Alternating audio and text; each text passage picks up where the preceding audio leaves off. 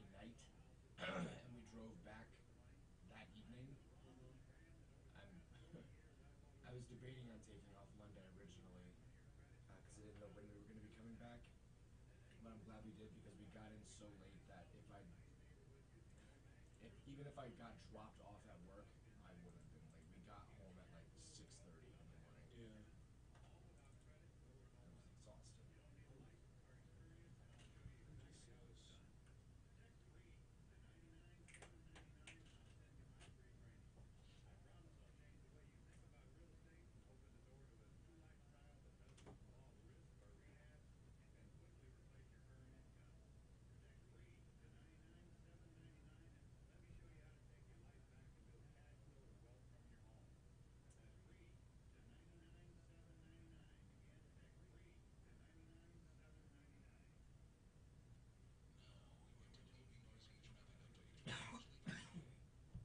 Matterns is the first thing at 6:11.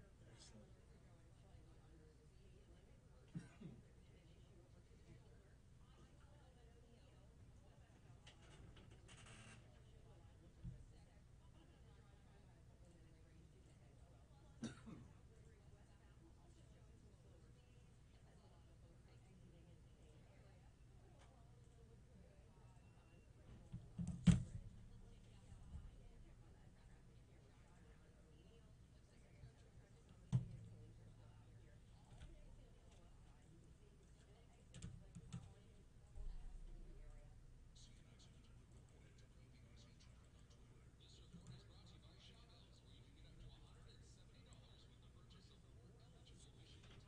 Is that coming from your headset or that one? My headset. I had plugged it in when I was in here. It won't be raining all day, but a few passing showers will be around from time to time. Some areas are already seeing some rain. Between those showers, skies will be mostly cloudy. Temperatures will max out in the low 60s. Tonight, temperatures will stay in the 50s. Wednesday will bring another rainy day. Passing showers will be around with temperatures in the mid-60s. Thursday will be much drier with temperatures in the mid-70s before one more pass of rain on Friday. The rain will come in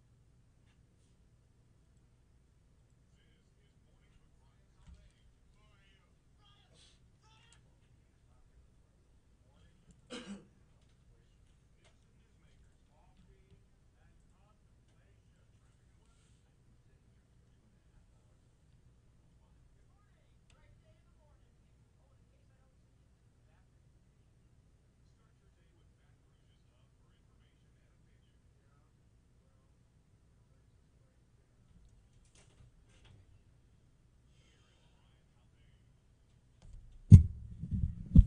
.606 Talk 107.3 FM WBRP. Good morning, everybody. Brian here with you.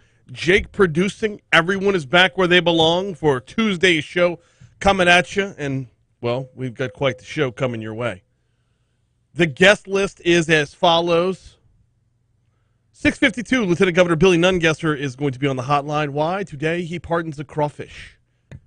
It happens every year. Every single year. Crawfish just getting let loose because the Lieutenant Governor pardons them. I swear he's developing a reputation for being soft on crawfish. It's kind of the unofficial kickoff to the crawfish season. Yes, if you're like me, you've already had crawfish. Haldane tradition. We stopped chasing restaurant reservations on Valentine's Day, and that's our first crawfish of the season is Valentine's Day. Mardi Gras, once Mardi Gras Day is over with, kind of opens up the floodgates. It is the Lenten season where everybody gives up meat on Friday. Not everybody. Stop it. Don't at me. Where a lot of people abstain from meat on Friday. You'll go get some crawfish. Well, the pardoning of the crawfish has kind of become the unofficial little symbolic gesture of that. And Lieutenant Governor Billy Nungesser is going to join us to talk about that. So that's the reason I got him on the phone. What I really want to talk to him about is what I'm going to lead with in just a minute. And that's gas prices and how it affects tourism in Louisiana. Rest of the guest list, 7:15. We're going to have Katie Pryor from the Baton Rouge Film Commission and let me make sure I get these right. Colby Camber and Kyle Dutton from Crafty Apes. Right around the beginning of the pandemic, Crafty Apes had announced that they were expanding their digital effects business here in Baton Rouge. Well, year and a half, almost 2 years later, where are they at? Well, we'll talk with the guys from Crafty Apes at 7:15. Baton Rouge Police Chief Murphy Paul is slated to join us at 7:35 this morning. I want to talk about a number of things with the chief, not the least of which is the Open Data Day. We will cover that at 7:35, not to mention, of course, all the imperative statistics when it comes to homicides in Baton Rouge, where we're at this year versus where we're at last year. Really feels like we're down, way down from where we were last year. In the 8 o'clock hour, State Treasurer John Schroeder slated to join us at 8:15. We will talk a little bit about getting some money back in your pockets. We'll talk a little bit about the unclaimed property program. And then we'll round things out with D.C. Current with Congressman Troy Carter. Going to get to gas prices in just a minute, but I do need to send a shout out to the folks over at the Pelican Institute. What a fantastic program yesterday. I didn't get to make it back for too much more of it. Got to see a little bit of the lunchtime program, but unbelievable what they've got going on. So to Daniel and Ryan and John and everybody over there at the Pelican Institute, thank you so much for having me out yesterday for your Solutions Summit. If you missed the show, it is available on demand at talk1073.com. Had a little bit of a technical issue. I still don't know if it was my fault or the connection, but we could not get up on YouTube.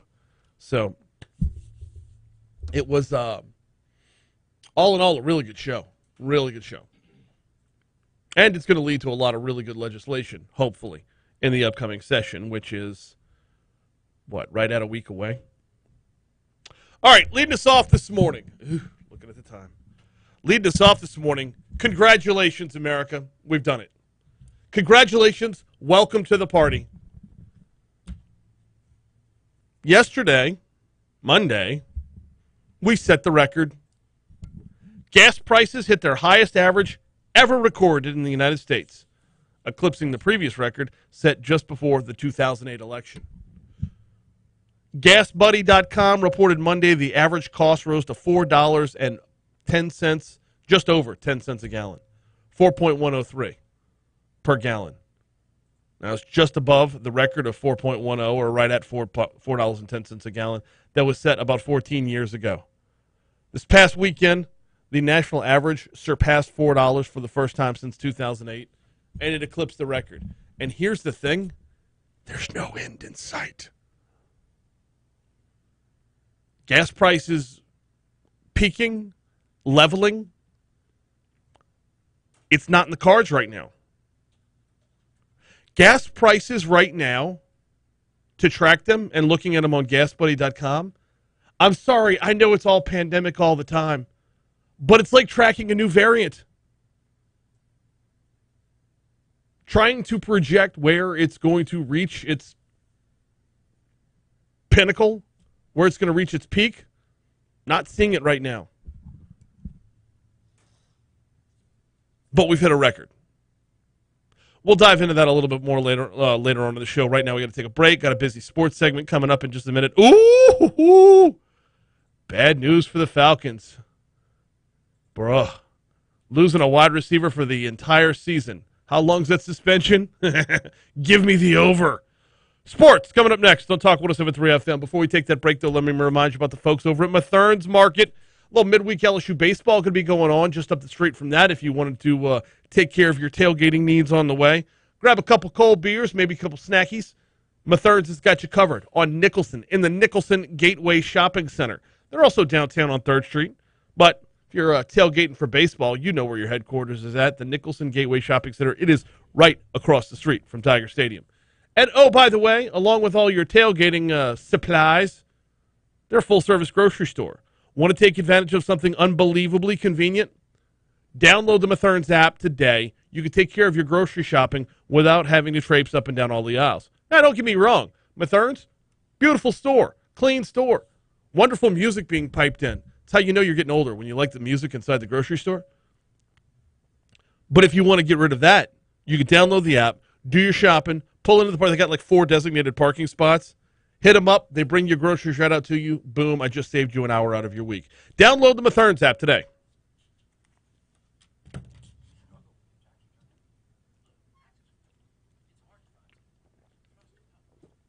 you have Ghost Swim at 6:22 F&A, Cotton. and Hope at 6. Yeah, I got to ramp those up because that's coming up in 2 weeks.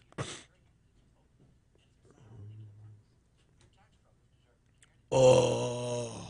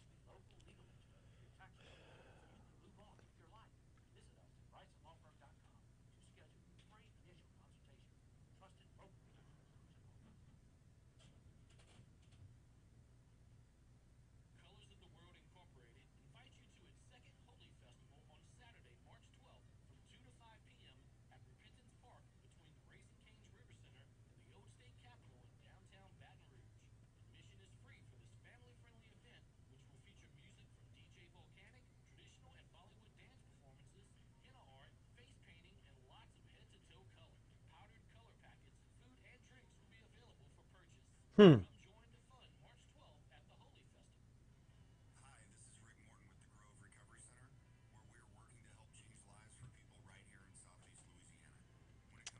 All right.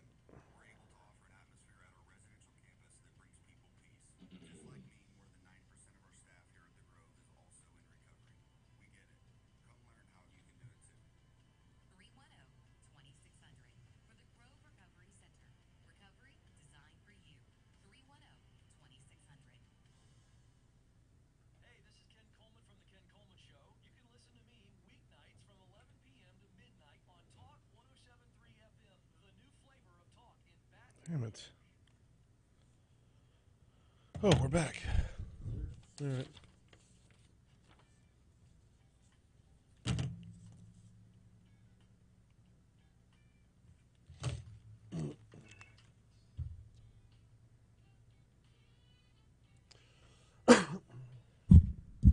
$6:15 at Talk 107.3 FM, WBRP. Mornings with Brian Haldane rolls right along. So, LSU Baseball back in the box tonight, hosting McNeese. 6:30 is your first pitch. You will find that game right down the hall on our sister station, Eagle 98.1. Chris Blair should be on the call for that one. Softball is, I also want to say back at it tonight. Softball. No, they're not back at it till March 11th. All right. So here's the thing. Starting Friday, softball is here on Talk 107.3 FM. It's a lot of crossover between women's basketball and softball, so we hold off until conference play starts. LSU hosting Alabama for a 3-game set out at Tiger Park this weekend, and LSU and Alabama will be coming your way right here on Talk 107.3 FM. First pitch will be 6 p.m. That means that pregame, I believe pregame's only 15 minutes for that one. So you'll have Jay and Chuck all the way up until 5:45 when we'll hand things off to the broadcast. Patrick Wright should be on the call for that one. All right. Over to the NFL. The wide, wide world of sports betting has reared its head already, and the Atlanta Falcons are the first victim. Atlanta Falcons wide receiver Calvin Ridley has been suspended for at least the 2022 season for betting on NFL games during the 2021 season. The NFL made this announcement yesterday. Now, here's the thing. Ridley was nowhere near a field. Ridley could not. You know what? Here's Adam Schefter from ESPN. It was a time in which Calvin Ridley was away from the Falcons in November, a 5-day period in which the NFL determined he was out of state in Florida. On his cell phone, he placed 3, 5, and 18 parlay bets on his Atlanta Falcons team. Now, the league determined that there was no inside information, no contact with coaches, but the league does not want any appearance of impropriety whatsoever. And the rules are very clear in the NFL's gambling policy. And so it essentially suspended. Calvin Ridley, at least 1 year. He is eligible to apply for reinstatement February 15th, 2023, and so he will lose $11.1 million in base salary next year because he placed what he says is $1,500 worth of bets on a few parlays.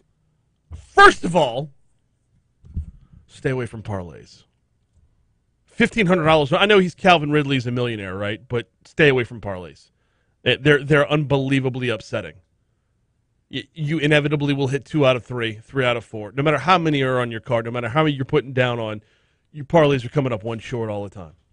I'll hit a 9-team parlay. Shut up. That's a lottery ticket at that point. Secondly, though, if you're Calvin Ridley or anybody in the NFL, this is going to be a very quick learning curve.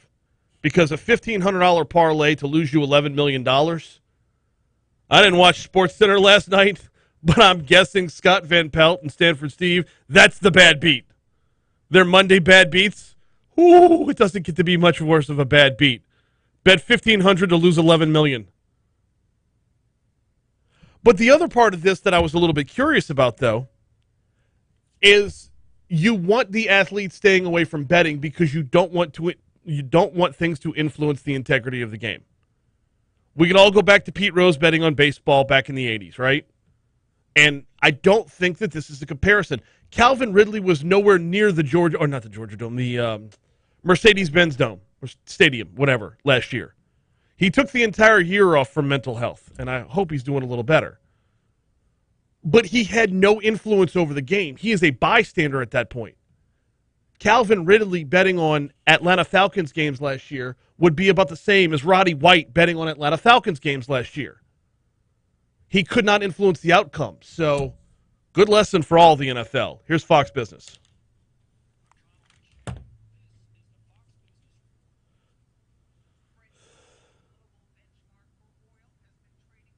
Oh.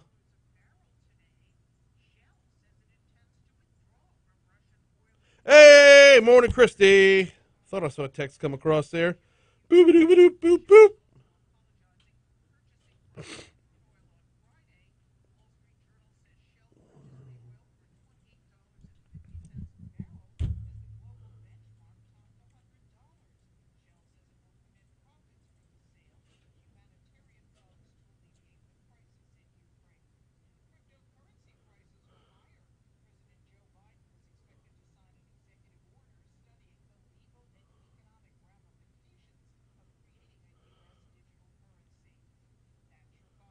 Let's see. Morning, Eric. Morning, Tiffany. Morning, Byron. Morning, Clint. Morning, Troy.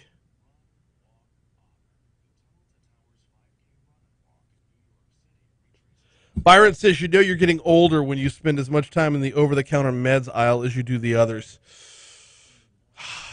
This is the part where if my wife were here, she would bring up my affinity for Walgreens.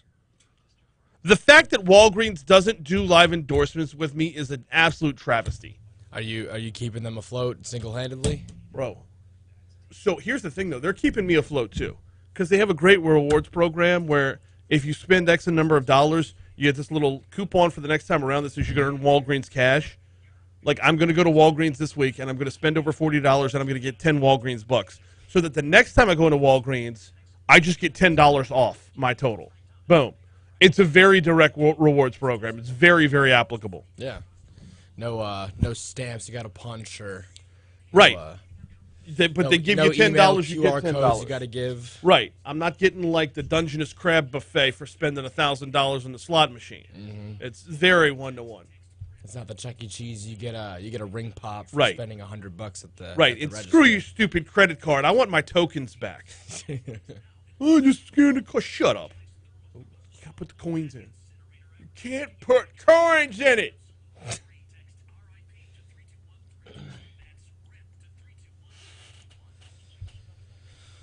Ruggs, Ridley, clearly a lack of leadership in the Alabama wide receiver room. I know.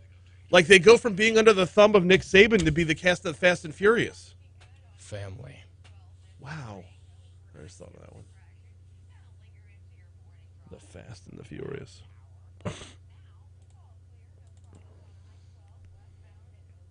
Coupon talk. Oh, coupon. Talk about old. It's a great rewards program. It really is. You ever wake up at 6:23 in the morning talking about Walgreens coupons? Unpaid endorsements for Walgreens. How about There it? you go. We love that.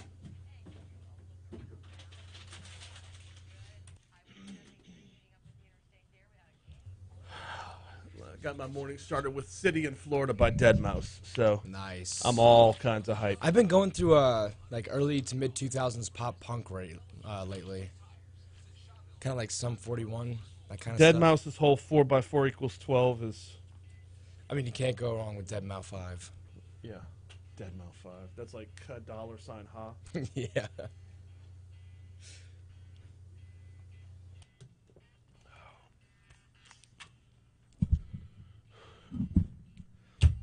624, Talk 107.3 FM, WBRP. Mornings with Brian Haldane rolls right along. Got the CBS News coming your way in a little bit. Got our own local news, traffic, and weather as well. On the backside of the news break, we're going to be talking about this committee that's investigating the death of Ronald Green. That's after news. There's a legislative committee. House Speaker Clay Schexnayder has put it together. Their first meeting's coming up later on today. We'll dive in a little bit. In that news break at the bottom of the hour, you're going to hear a little bit from Congressman Clay Higgins, the District 3 congressman. He's asking House and Senate leaders to include more disaster funding for Louisiana as they're racing to meet a federal budget deadline. Mr. Higgins says the damage done by hurricanes Laura, Delta, and Zeta, not in 2021, but in 2020, and then Ida this past fall.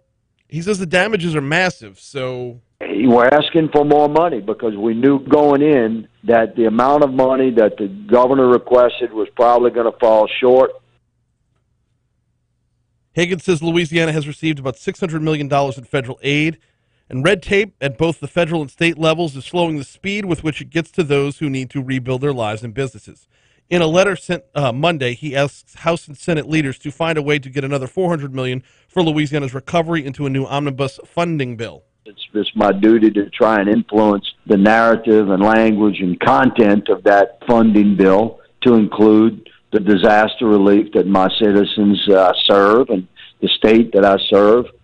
Higgins is aware that many residents in District 3 have grown tired of waiting for substantial recovery funds to flow to quote-unquote street level. He says money is needed for homes, businesses, schools, infrastructure, and future disaster mitigation, but the wheels of federal and state government grind slowly, and he's asking for patience. The state has to get through this bureaucratic process. You're about 10 to 15 days into a 30-day public engagement period that's required by law. Now, yesterday, the advocate took a look at whether or not this whole scenario is Clay Higgins' fault. I really wanted to dive into this, but I was out on location and we had a million other topics to cover. The headline reads, as Lake Charles waits for disaster aid, some fault Representative Clay Higgins. I caught a look at this story and started to read it, and right from jump, it loses, I don't want to say credibility, but value. Here we go. Dateline Lake Charles. When President Joe Biden visited hurricane-battered Lake Charles back in May, the congressman representing the region was not there to receive him, missing a key opportunity to make the case for help for struggling constituents. It seemed a similar scenario would play out more recently. This is where it starts to lose me, like already. That second paragraph, one sentence long, is setting you up to just be led astray. As reports emerged that Vice President Kamala Harris intended to visit his district on February 25th, U.S. Representative Clay Higgins was planning to be out of the country. It was later announced that Harris had planned to travel to Sunset just outside Higgins' district, though the trip was eventually postponed. Within that paragraph, the advocate, and who wrote this one? Mike Smith with the advocate. Within that paragraph, they blamed the congressman for not showing up to an event that didn't happen, that wasn't even in his district if it had happened.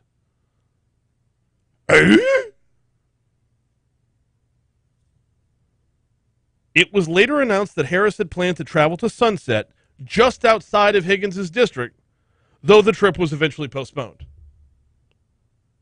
So he didn't show up for an event that didn't happen. The story continues. Such snubs would likely turn heads no matter the place or time, but this was in southwest Louisiana, a low-visibility region that has struggled mightily to obtain federal disaster aid after enduring one of the worst hurricanes in state history more than a year and a half ago. Some fault Higgins and his Donald Trump-inspired politics, which at times seems to value partisan warfare over constituent service, as an important factor. So, yeah, I'm there's the never Trump crowd, and then there's the always Trump crowd. And I don't know how big the crowd is that take things case by case. I don't know how big the crowd is that can look back on Donald Trump's presidency and say, he did this, this, and this, which I like. He utilized this tactic and this tactic, which I didn't like. I don't know that I could point to the legislation that I hated that stemmed from his leadership. But the manner in which he got things done rubbed a lot of people the wrong way. But as Higgins is asking for more money, or more money to actually get in the hands that he's asking for, the advocate is pinning the blame, well, suggesting the blame could be pinned on him.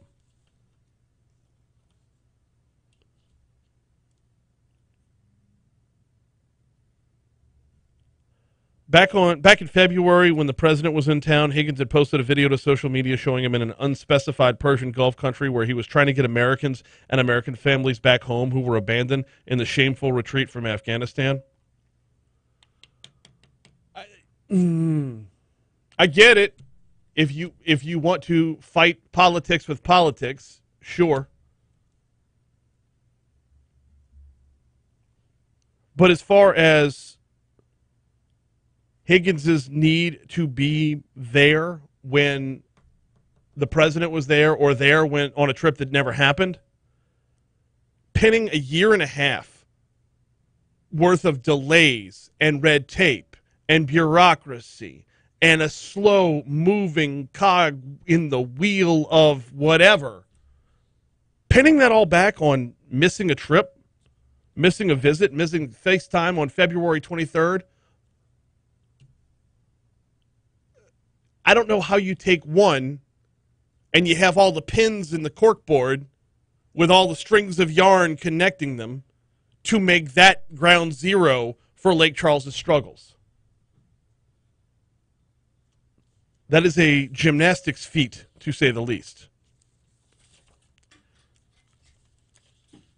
And as far as the visit to Sunset that never happened and wasn't in his district, that was about high-speed internet.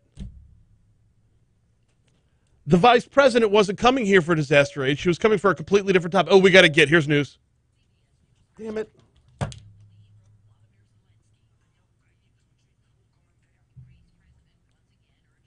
Oh, crap. Stay away from Perkins Road. Oh, that was overnight. Never mind. There was a police chase up Perkins Road.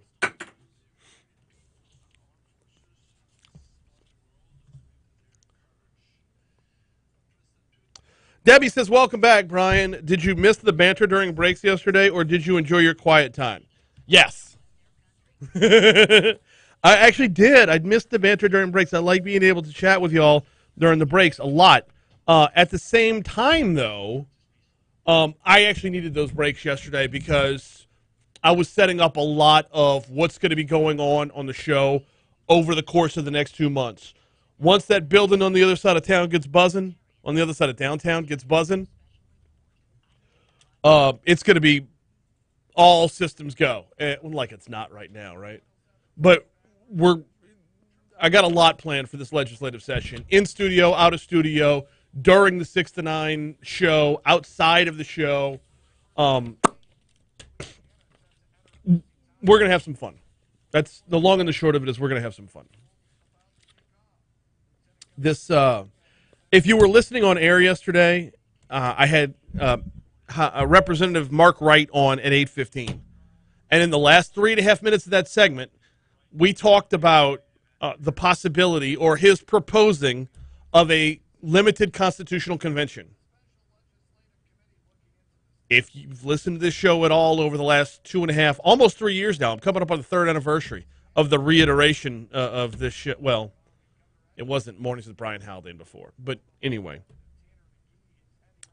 As if you've listened to the show at all, you know full well, I believe, and it's been my soapbox, we need to take our current Constitution, crumple it up, throw it away, and start from scratch.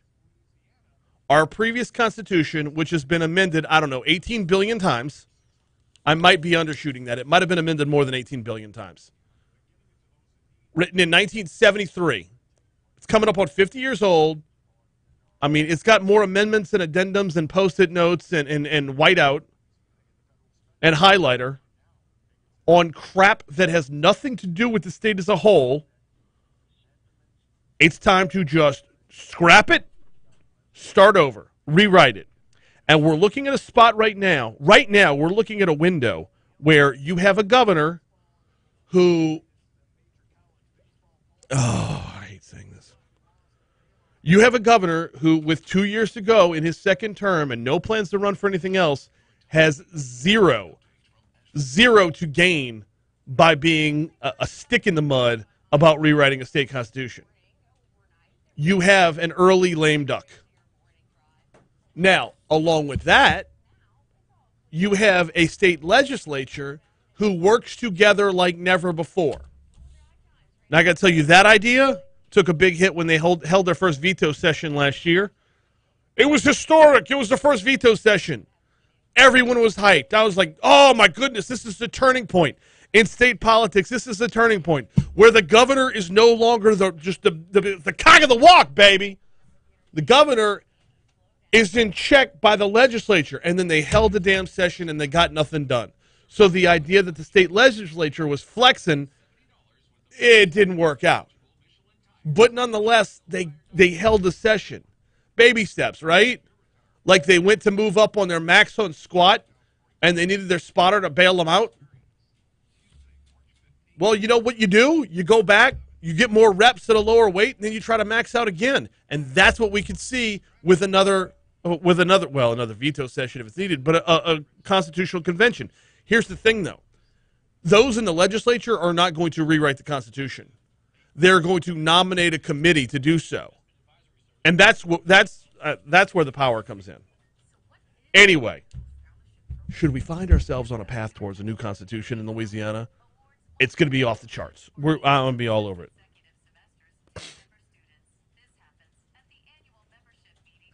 Eric says, I say you suck it up and you show up no matter who the president is. Do you suck it up and cancel everything else? That's the hard part about this. And I don't like taking up for Clay Higgins much. I'm curious as to how the over-the-top fire and brimstone Crime Stoppers guy from St. Landry Parish, who's not originally from St. Landry Parish, how the Crime Stoppers guy became your congressman. Let's not forget, that's how he got elected in the first place. Do we all remember that? When not Jeff Landry, jeez, I'm sorry, Jeff. When Clay Higgins would stand in front of a camera and like, you scum, worm, piece of dog poo, I pray for the mercy of your soul. You can run from the law, but you can't run from the Lord. And the devil may find you first, but I'll find you too, son. Remember those videos? Oh, my God. Oh, we should have pulled one up. We should have. Are these the ones that you recently educated me on? Yeah. Yeah. There's a whole series of them. Great videos. Yeah. Look them up on YouTube. It was exactly what Crime Stoppers needed. Absolutely. If you haven't seen it, check it out on YouTube. Do a different tab, though. Stay on Mornings Brian Haldane, obviously. But check it out on a new tab. It's very entertaining. Yeah.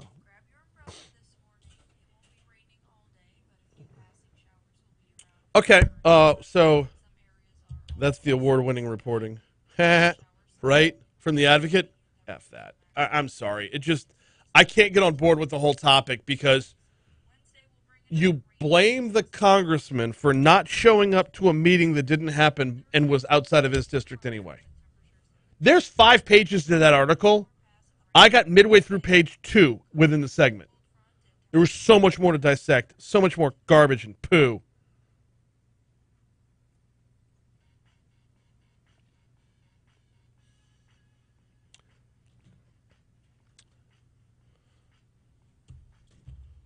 Go Slim. Yes.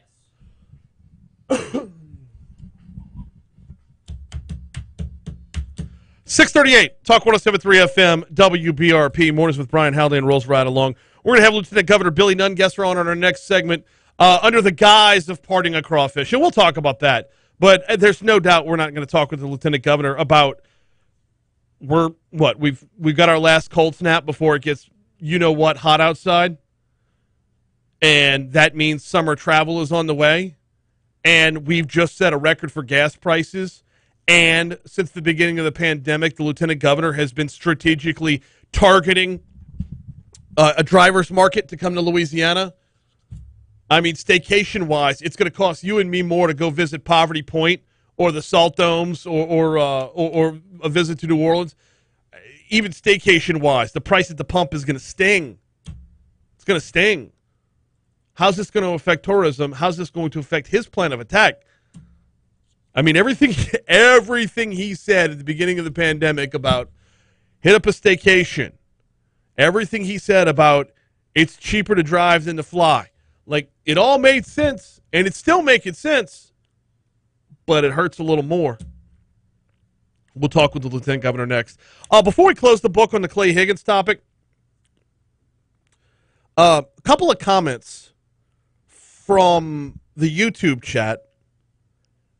Talking about Clay Higgins not being at the meeting with the president. Eric says, I say you suck it up and show up no matter who the president is. Well, as the Advocate article reported, the congressman was over there somewhere near some unidentified country talking about grabbing Americans who were stuck on the other side of the world after we bailed on Afghanistan. So weren't there people hurting there, too, that he was trying to help?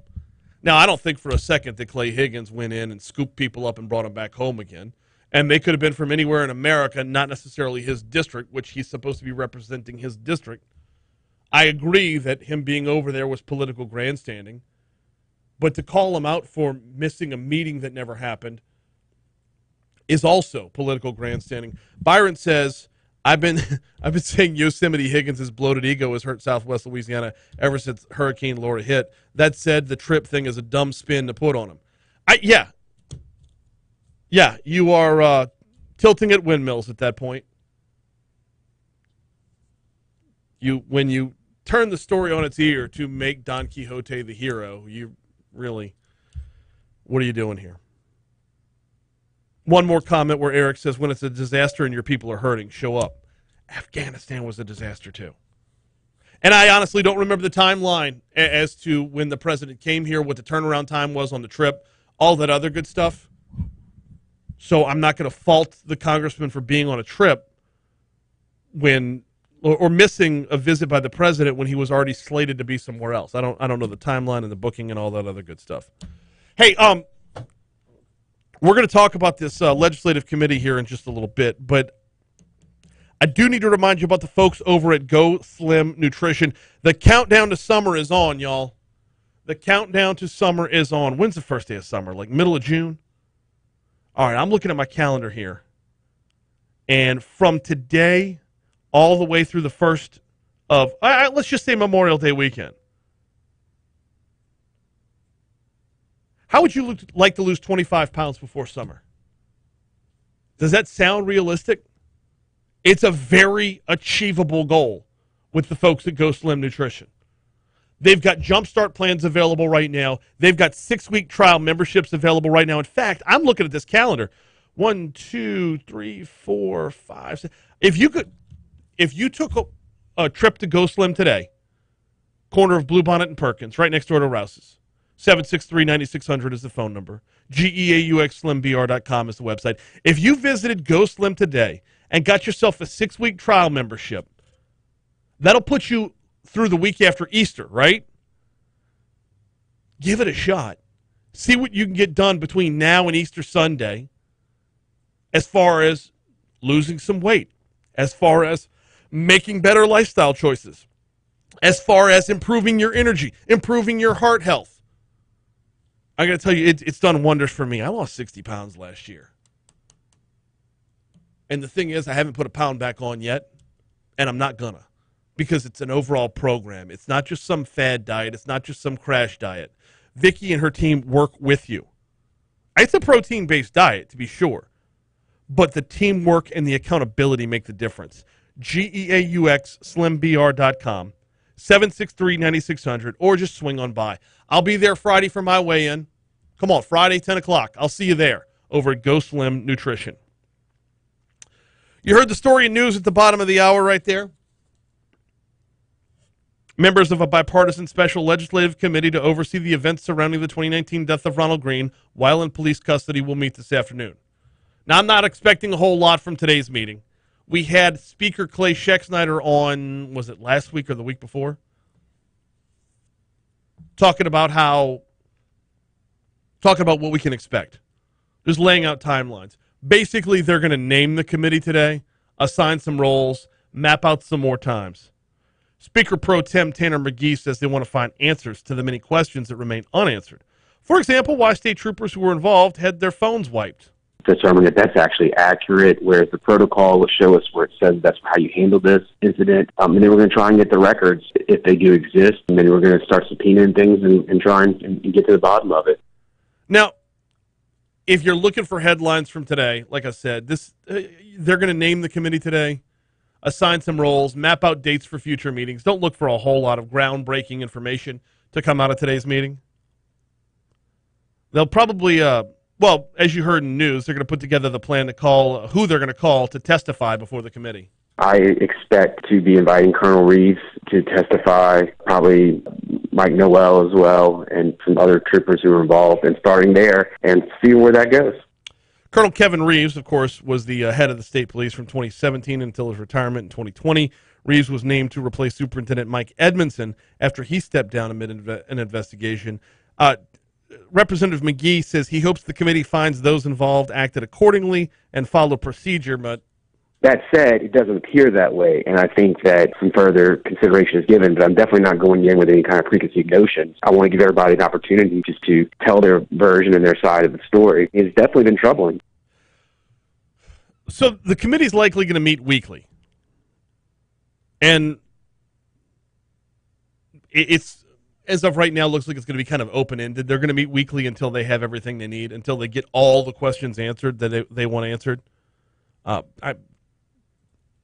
Until they're able to report back to Ronald Greene's family with a sufficient conclusion.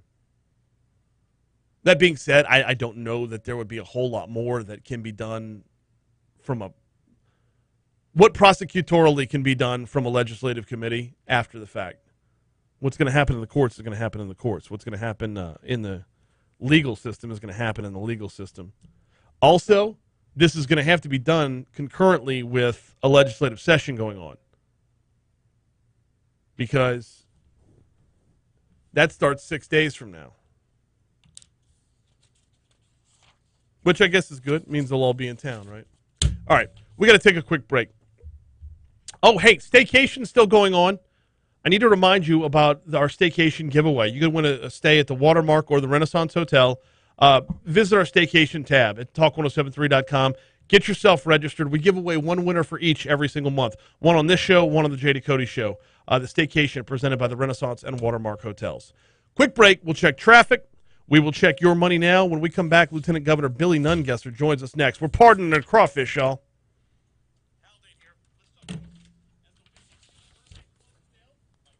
Ah!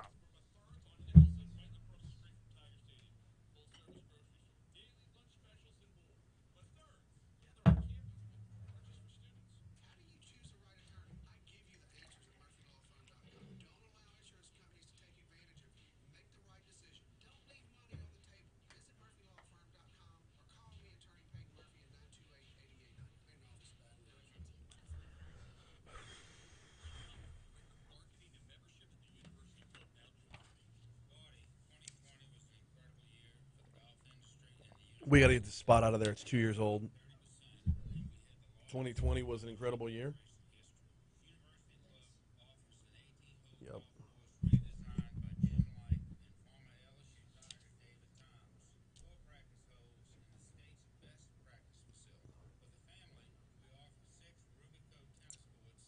Eric says, on the other hand, he might be at high risk of being near the president. Hell, he might be on a watch list.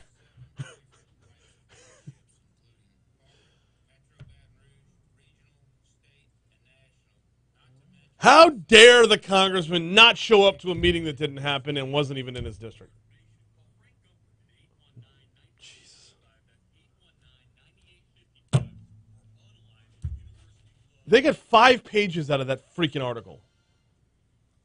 Are you ready to update a room in your home or multiple rooms? Let Bassett Furniture help. They've got an HGTV certified design consultant team that can come to your house with ideas on how to enhance any space. And they offer this at no charge. Bassett Furniture specializes in custom furniture with something for every budget. Head to Bassett Furniture for made in the USA sofas, recliners, bedroom sets, mattresses, lighting, and decor. Meet with a design specialist or book a virtual appointment online at BassettLA.com.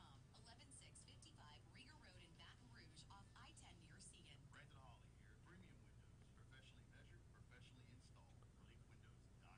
LakeWindows.com. Brian Kilmeade. When it came to the border policy, they started talking about what Biden was going to do. I'm sorry, I didn't delete anything in there. Yeah, it's all good. I didn't know if I should have deleted it because I didn't see traffic at the time. I forgot about it. That's right. But it all added up to like getting to 50, so we'll just have to do traffic at the end. It's fine. After the 2 minutes. Of illegals. Where are they going? Who's paying for them? And who's sending them back? Brian Kilmeade. Weekday mornings from 10 to 1 on Talk 107.3. The new flavor of talk. Tackling the top stories of the day. Brian Kilmeade. Weekday mornings from 10 to 1 on Talk 107.3. The new flavor of talk. Talk 107.3. The new flavor of talk. Hey, it's Mark McVay, Camp and Robbins. If you ever feel like you're going crazy, you're not. No, you're not. The rest of the world has just slipped the gear. Cool. I'm Jennifer Kashiko with Your Money Now. Apple's holding its first launch event of the year today, where it's expected to announce a new iPhone, an iPad, and possibly some fresh Macs. Apple's spring device launches are less important to the company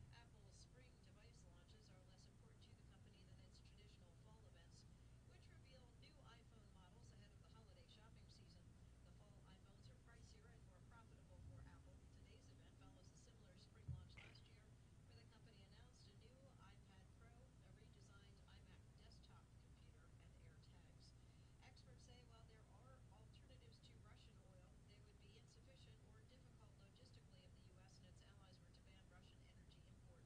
say while there are alternatives to Russian oil, they would be insufficient or difficult logistically if the U.S. and its allies were to ban Russian energy imports. Analysts say there's no way OPEC Plus, even combined with Iran and Venezuela, could make up for a lack of Russian oil. As oil prices spike, there's also concern Russia could retaliate by cutting natural gas supplies to Europe.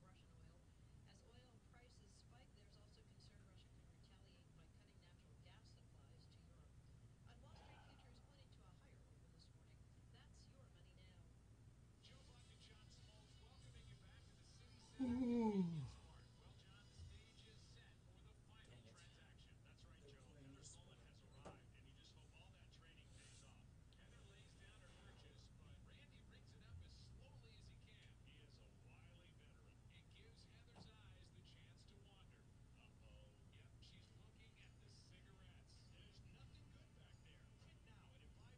There's nothing good back there. Quit now, and in 5 years, your odds of getting certain cancers drop 50%. Meanwhile, Randy's stone-faced. He's giving nothing away. He just stands there, wetting his cashier's finger on that sponge. Heather toes the rubber. Here we go. Heather's arm is in motion. Can't hear it the same anymore. Wall, she just grabs the Toes the rubber. Toes the rubbers. Can't hear it. I can't hear that anymore. You know that doesn't go on your toe. You don't know what she's into. Well, that's true, too.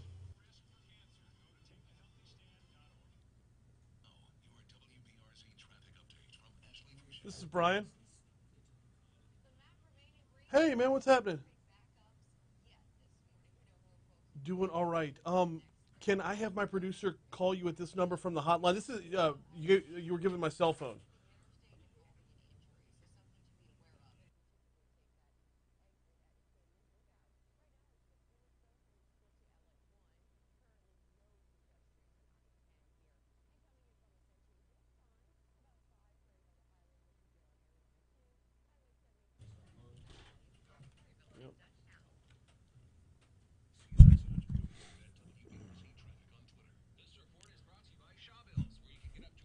Fun side note, I now have the Lieutenant Governor's cell phone.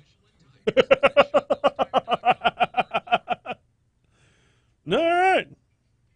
Hey, morning. It's Billy Nungesser. Awesome. Let's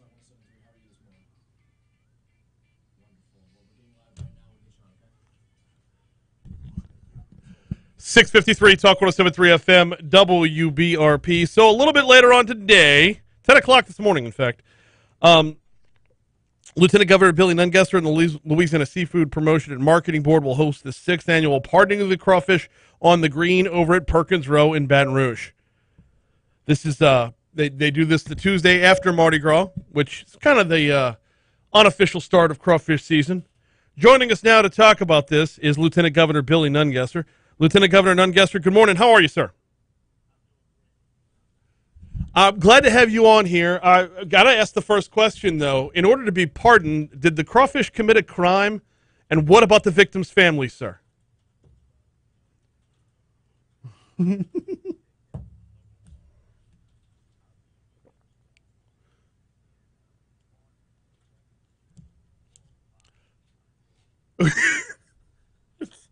Not in front of them, huh?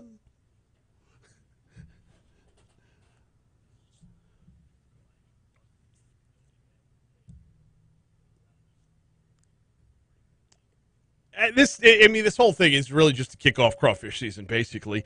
And it has thus far been a success. What got the ball rolling on pardoning a crawfish? Who came up with this?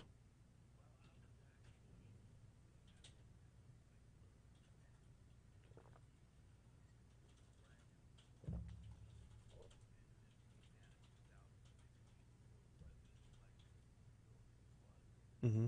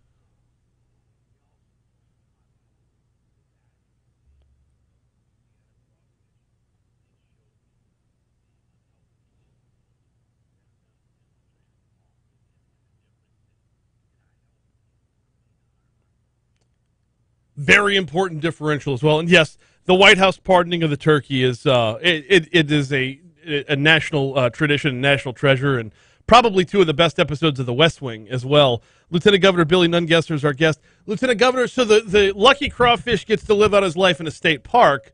Let's talk about those state parks for a minute, because we've now hit record gas prices. Getting to those state parks is going to cost a little bit more.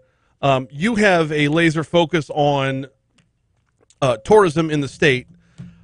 What does the recent news about gas prices, what does the recent trends with gas prices mean for tourism in Louisiana, and is it going to affect your office's strategies moving forward?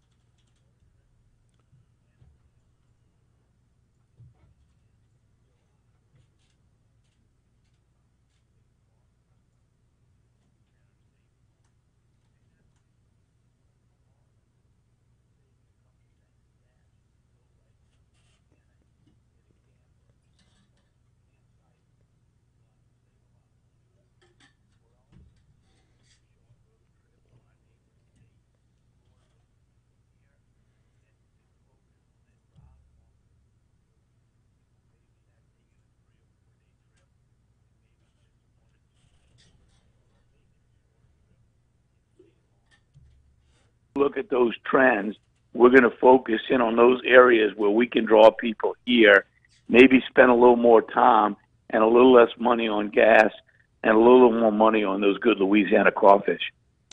Lieutenant Governor Billy Nungesser, got about a minute or so left. Lieutenant Governor, this couldn't come at a worse time. I mean, we're at a point in the pandemic where we can all start to move around again, not just us in Louisiana, but things are lightening up around the rest of the country as well. This could not have been more ill-timed as far as the trends with the gas prices are concerned. You're right, but I think we can pivot and really focus on those people, Louisianans, instead of going to Florida, like I said, Yeah. go see a part of Louisiana you haven't seen. So if we can capitalize just like we did through COVID, you know, we had record-breaking years in state parks. Actually had state parks making money. So as long as we focus on that market, we knew people were going to get around and see the outdoors. And we highlighted fishing, camping, canoeing, biking in Louisiana, and it's paid off. So I think we can take advantage of this and make sure those people stay closer to home and visit Louisiana. Bringing it back around to the events for today, I assume we already know who the crawfish is that's going to be pardoned.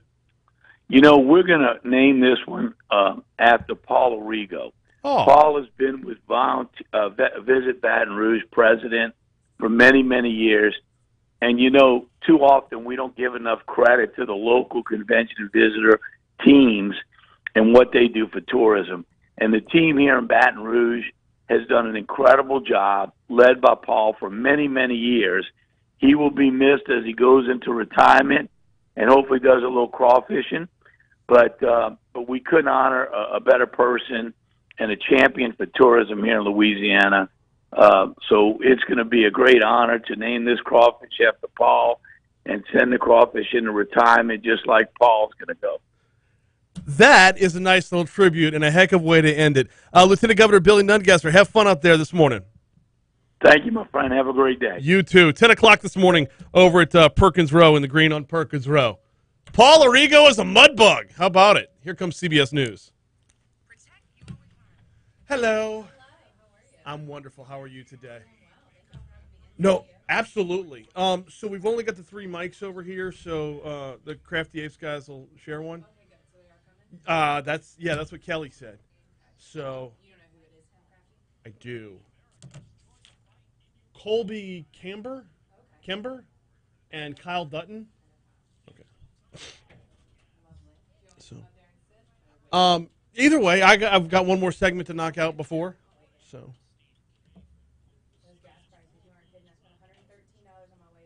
Oh, good Lord.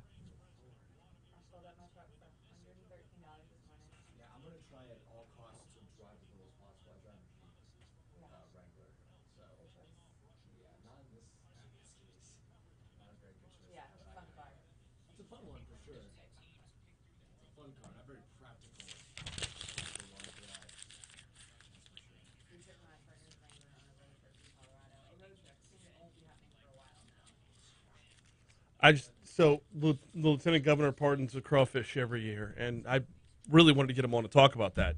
Because the whole plan since the beginning, the whole tourism plan in Louisiana was, with COVID, get outdoors, everything's better outside, get distance from people. So he's been selling the campsites in Louisiana for 2 years now. Well, you can't drive anywhere to get to them at this point. So I honestly thought he was going to say, all right, get back to flying. Let's go attack some foreign markets that, I mean, if you're not going to drive somewhere, then... Right? Well, the difference will get lost in the wash a little more, I guess. I'm okay with that. I'll fly to Europe and say goodbye to North Louisiana. Right? Depending on traffic, might be the same. My friends came back from Houston, it took them 10 hours to get here for New Orleans Mardi Gras. Oh, wow. I was like, you should have woken up in Japan. Right. That's actually not off by much, yeah. Definitely could have made it to London. Yeah, London's 7, right? Yeah. From Houston. It's about 7. It's about 7 from here. You can fly direct from New Orleans to London and Frankfurt, or you could. Which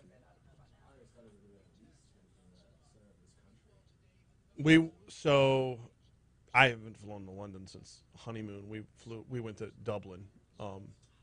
But yeah, it was Baton Rouge to DC, DC to Frankfurt, and then Frankfurt into Dublin, and it was like 7.5 from start to finish. Yeah, that's rough. So. Real quick, we didn't come up with the title for the video today. Oh, give me 1 second.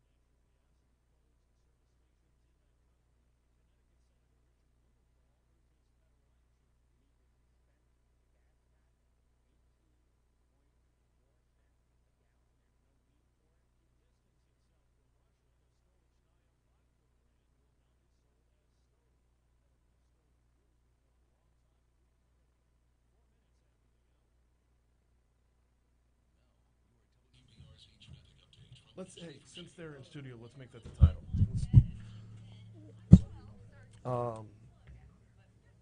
Job growth in Hollywood South. Yeah.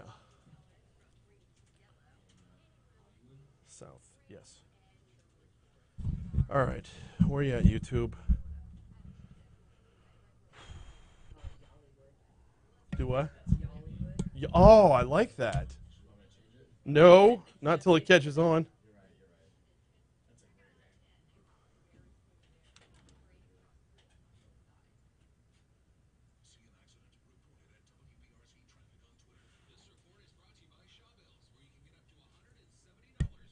Was my audio out?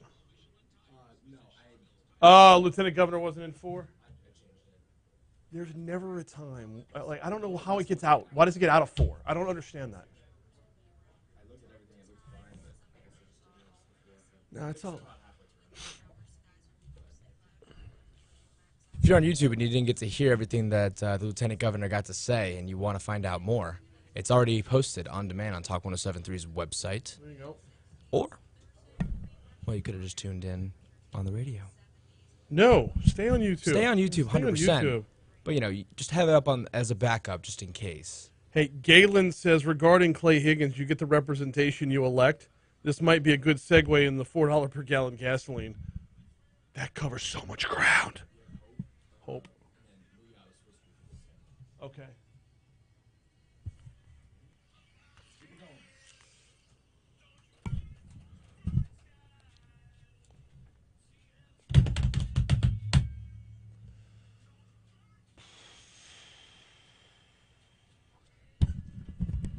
.706 Talk 107.3 FM WBRP, hour 2 of Mornings with Brian Haldane coming your way right now. Brian here with you.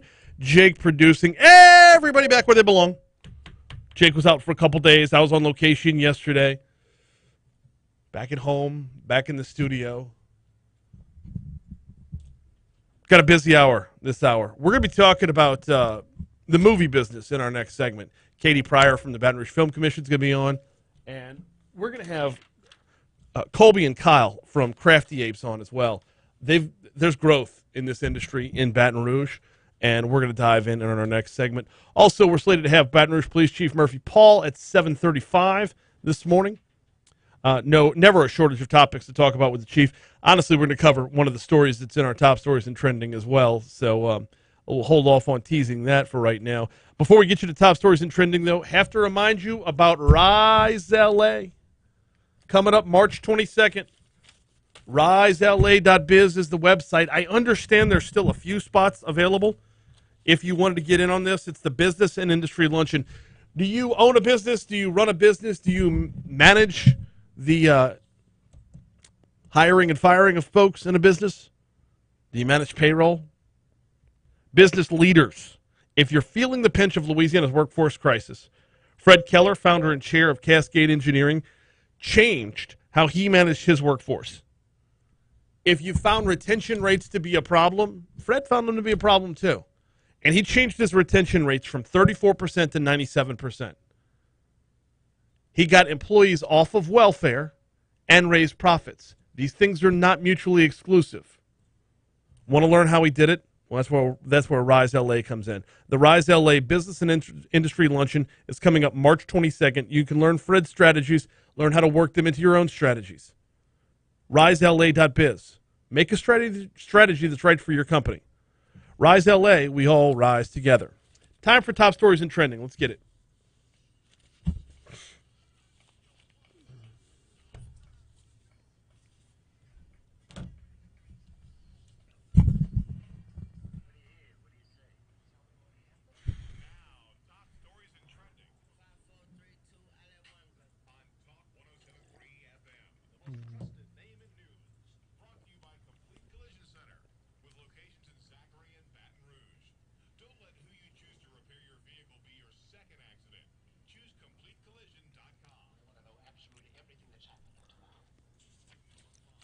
Brew is back, the Baton Rouge Entrepreneurship Week, and it's live and in person for the first time since 2019. As the Small Business and Entrepreneurial Networking Conference is commonly known, called Brew, It's returning to an in-person format this year after a break in 2020 and a virtual event in 2021 because of COVID. It's going to be held Wednesday and Thursday at the Bon Carré Business Center over there on Florida. Festivities will kick off at 5 p.m. Wednesday with an opening night celebration to honor the 30th anniversary of Nexus LA, the small business investment nonprofit that hosts Brew. By the way, open to the public if you want to go by over there. Sessions for Thursday, also known as Entrepreneur Day, will start at 8:30 a.m. Will include presentations by local and national entrepreneurs.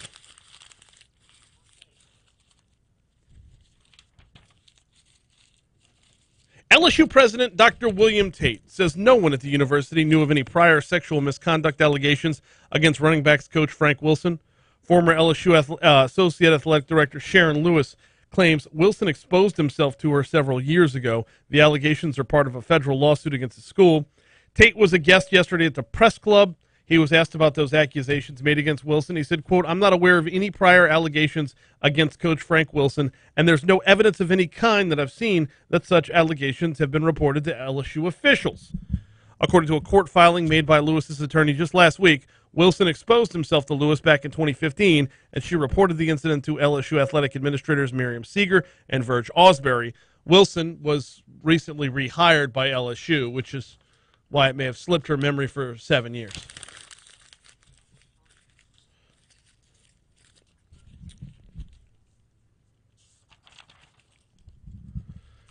Tips from the public and a lot of police work led to Leah Tatman's family getting a sense of closure. Her father, Jay Tatman, tells our news partners at WBRZ, quote, "I was relieved." In January, 30-year-old Leah Tatman was walking along Jefferson Highway near Highland Road when she was struck by a vehicle and left for dead. The only evidence found at the scene was the side mirror from a truck, and it's all state troopers had to work with to track down the person responsible. Well, they tracked down the person responsible. After narrowing down the make and model of the truck, police then asked the public to help them narrow down their search for the suspect. It eventually led them to Jarrett Rashall. Quote, "Mr. Rashall did admit he was driving the vehicle during that crash, but we're not going to get too far into the weeds into what he said because it's an ongoing investigation." For Tatman's family, finding the man who left their daughter to die has brought some relief. Quote, "I think justice is that people take this. It was an accident. It was an accident. Leah was in the wrong place at the wrong time. This guy was in the wrong place, and he shouldn't have been driving. His license was suspended. He was crossing a couple lines. So I hope people take this and better themselves for it and learn from it." A 43-year-old will be booked into jail once he is released from the hospital after a morning pursuit, police said yesterday. The man was not identified by police yet. That man was injured when a vehicle he was driving crashed at the end of the chase. The vehicle hit a bench and a person sitting down. The person wasn't hurt. The man appeared to have been fleeing police after a domestic violence situation. After the crash, the man attempted to run from police. A WBRZ news crew recorded video of a search in an area of Convention Street at Greta, a dead-end street near South Acadian and North Boulevard. That police chase ended around 11 a.m. Monday. Police said the man will be booked on domestic abuse battery, false imprisonment, aggravated flight, vehicular negligent injuring, and a hit and run once he's treated for his injuries at the hospital. And that's not the only chase. Police pursued a suspect down Perkins Road early this morning, eventually coming to a stop at Perkins Row. Witnesses said the chase started in the area of the I-10 overpass and ended around 6 a.m. at the shopping center near the intersection of Perkins and Bluebonnet. BRPD said the driver is now in custody. Video showed the suspect going around vehicles stopped at an intersection and speeding through a red light. Police said the chase stemmed from an earlier hit and run. We'll have more on this story as it develops. Those are your top stories. What's trending? Gas prices. Yes, we've set a record. Highest average U.S. gas prices ever. $4.10.3 per gallon. That beats the record of $4.10 that was set about 14 years ago. 2008 was when the record was previously set. GasBuddy.com reports the average cost of gas rose to 4.103 cents as of yesterday. Those gas prices are expected to continue to climb. Those are your top stories in trending. We are due up for a break. When we come back from that break, let's talk movies in Baton Rouge next.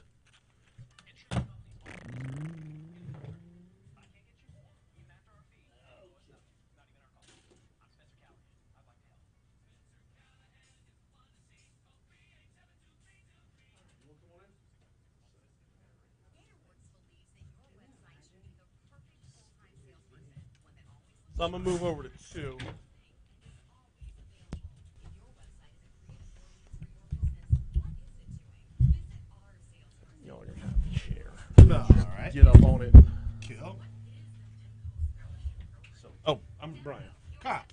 Nice to meet you. Colby.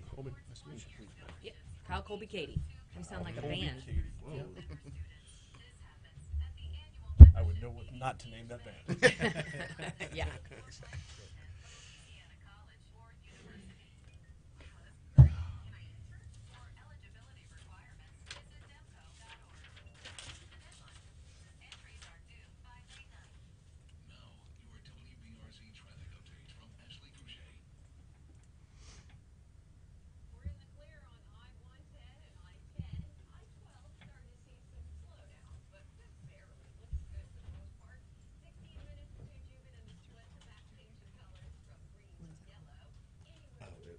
That was last week. We've told him for the call. We gotta just be safe. One of the guys pulled up outside. This guy, him and like a couple other guys from the company pulled up in their house outside the cab, just a bunch of arms and stuff. It's like, I talked to the film commissioner in Estonia. She told me what it's like there. It's just nuts. so you got another company in Prague that's like, hey, like if y'all can get people out of that country, do it. We'll take them in. So. Try it.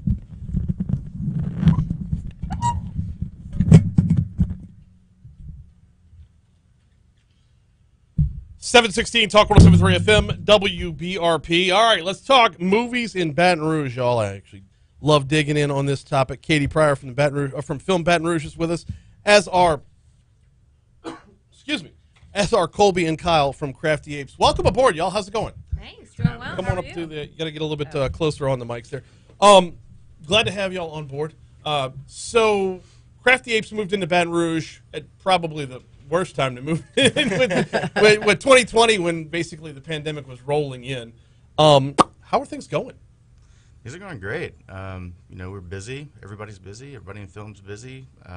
Lots of stuff around the state shooting, and it's been awesome.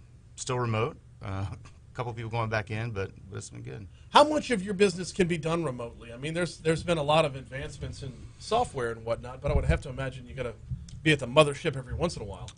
Every now and then, but I'd say like a solid 95% can be done totally remote. We, like I said, we started in January. By March, we were all remote. Our IT team were rock stars about it. 1 to 2 weeks, had our entire company totally remote. So, very cool stuff. It's a blessing and a curse. It has been for everybody that we have the access, we have the ability to do things remotely, but the workplace is still where things get done by and large.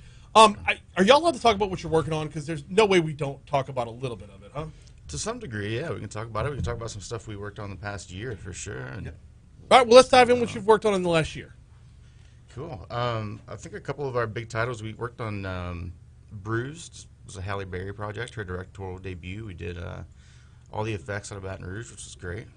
She was a pleasure to work with. We did Home Team, which was a Happy Madison film. The Sean Payton, yeah. Sean Payton one, yeah. Yeah, that was a lot of fun. Kyle was producing on it.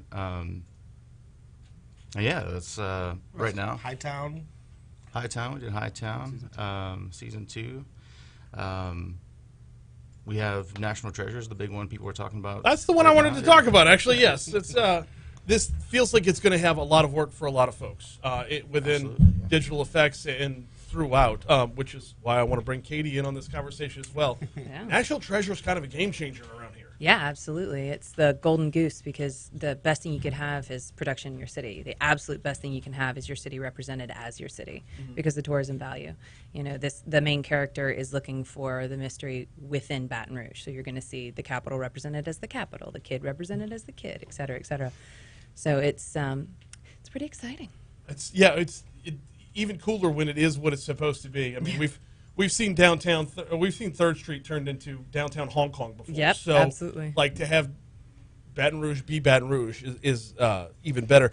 Every actor I've ever talked to on this show, when I ask them what their favorite role is, and I'm trying to get out of them like the genre or if there's a particular character they want to play, everyone inevitably goes back to the business of it and says, an established TV series, because that's apparently like dream work. It's the easiest work, but I would imagine for return on investment, that's true throughout, not just for the actors, but for the whole business. Yeah, absolutely. I mean, in any business, you want longevity, and when you do a television show, there's the promise of longevity. You know, it's not guaranteed end. So I would hope for a couple of years of this. From the digital effects end, from Crafty Apes end, what's the workload been like? Is it different, challenging? Is it overwhelming? Where are y'all at? I mean, I think it's every project's challenging in its own way. I think it's unique work, the effects that we will be doing, which makes it fun for our company and more creative input with that. Yeah, and then just currently just prepping and shooting. What's the growth been like since y'all moved in? I mean, I know it was a really business-wise a rough time to move anywhere, but have y'all been able to do all the hiring you need? Have you been able to find the workforce you're looking for? We have. We've hired a lot of Louisiana locals. First year was a little tough with the COVID of it all and being remote, but within that first year, from by the time we hit 2021, unions figured out how to shoot safely, and everything just sort of exploded. We went from 6 employees to 34 in a couple months. So. Wow, I mean, Yeah. that's significant.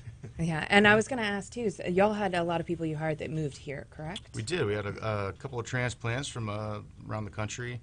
Like I said, picked up a lot of Louisiana folks as much as we could, and yeah, it's been growing. It's been And then good. made some new Louisiana folks. We Made appreciate some new, that. yeah. Thank you. Yes, indeed, yeah. The work that y'all do, where would is it best to be seen or not seen? Is it best to be noticed, or is it if you're noticed, you're not doing your job the right way? I guess it depends on the effect, right? I mean, I think most good effects goes unnoticed if it's done properly, and for a lot of people, that's their favorite kind of effects, is the sort of invisible effects that nobody notices. Yeah. You know, so I think when it's really noticeable, big creatures and things like that, it's more highly scrutinized than something that you would notice. That's like a set extension of a street or something like that. But. Or extras. I feel like a lot of people don't recognize that you guys are putting people in scenes, That's which been is a COVID big thing. yeah. COVID crowd extensions. We've done tons of crowds. Really interesting. Because they're only able to have like a limited number of people for crowds, right? 20, 25 people. But we've been shooting movies where we need to fill entire stadiums, and they can't get extras to do that. So we take those 25 and make them feel like 2,000. So that's like a two-lane game. It was a high school game, home team. That we Okay. Which how much of the work y'all work on is filmed here versus it's filmed elsewhere, and they're like, just here it is, do your magic? I would say about 50-50. I mean, we try and get on every Louisiana show, obviously, that we can. But Crafty Apes also has offices in Los Angeles, Albuquerque, Atlanta, New York, Vancouver, Montreal. And we all split our workloads. So if another office needs a hand, we'll help out on their show. If we need a hand, they'll help out on our shows. And but then there's also the movies like Rouge that we worked on, where was entirely filmed out of state, but we did all the work in Louisiana. So about 50-50. When it's talking about, let's talk a little bit about recruiting to Baton Rouge as far as what projects we go after, and I'm not going to ask you to name projects. Thanks, I appreciate that. No. I've learned my lesson on that repeatedly. But is there a niche that Louisiana already has, or I mean, between National Treasure and I believe Master Gardener's being filmed here as well. We just wrapped last week. So, like, how do you know where you're going when you're recruiting? So it's kind of a wide net. You just come and you go to talk to everybody and see what they're looking for, and then you tell them how it would work in your area. Obviously, anything plantation-based or large, sprawling landscapes and whatnot, we have that pretty close, so we're able to go for those. I tell everybody when they call that, or when they come and scout, I have everything except white beaches and mountains, so they will have to, Crafty Apes can put those in for you, but everything else we have, naturally, we can build those. We do get a lot of horror films, and I think it's the Spanish moss and you're going to see an increase in horror films too post-COVID, because they're usually smaller cast and controlled sets and a little bit easier to manage. So I think we're about to see a spike in that. One of the things as we were in the heart of COVID was that there was a developing backlog of ideas and scripts and projects that could not be fulfilled at the time. Are we starting to see that come to fruition where everybody wants to work all at once? Oh my goodness, yes. Yeah, the floodgates opened quickly. I mean, everything shut down. very rapidly. In 2021, the unions came to an agreement and found a way to work safely. And then everybody it was a mad rush. It was like the gold rush. Everybody wanted to see where they could go, and stage space is at a premium. So you saw stages across the country fill up really quickly. And then there were some complications with, where are you going in the world? What are the COVID guidelines?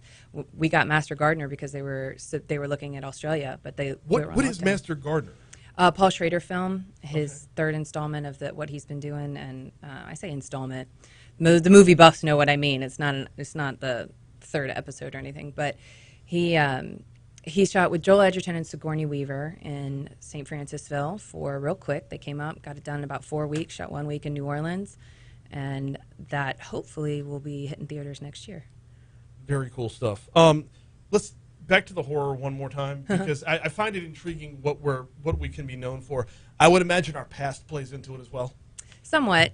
People call and ask about the history of the plantations and whatnot. We had emancipation up here after Hurricane Ida. They had to leave New Orleans. They came up here, and then so that history plays in absolutely. And then there's a lot of lore in Louisiana. There's a lot of the culture of the Rouge and the Cajun scaries and all that kind of stuff. So people come looking for that. And then there's the things that aren't lore and that aren't history, and that are good music, good food. Well, no, I was going to say things that are just made up, like Santa Jaws. Oh yeah, Santa classic. Well, classic. totally. And that was in Mandeville, if I'm not mistaken. I think so. Yeah. I was the supervisor on Santa Jaws. Really? I was, yeah. That one was fun. It was a lot of fun. Do y'all have a favorite that you like going after? Do you like going after the action? Do you like going after the horror? Is one more challenging than the other? I think we would, but everybody will have their own opinion on that. But go ahead. Yeah, I mean, I think long-term episodics with people we like working with. I mean, just like the actors tell me, yes, steady work, right? Yeah, steady work, and I need to change my answer. Yeah, and just where there are cool effects to be done in it. So, yeah. And horror films are a lot of fun too. I mean, they're always even doing the gore and the stuff like that on horror films is always a good time. But what is it you look for when recruiting? I mean, you've gone from 6 to 34. I would imagine more growth is wanted. What is it you look for in recruiting from a workforce? I think for us, like a big part of it is cultural and personality fit. I mean, personality, not cultural fits, because we brought people here from other states, but personality fits are a big one for us, making sure they get along with the team, because we're a very tight-knit team. Yeah.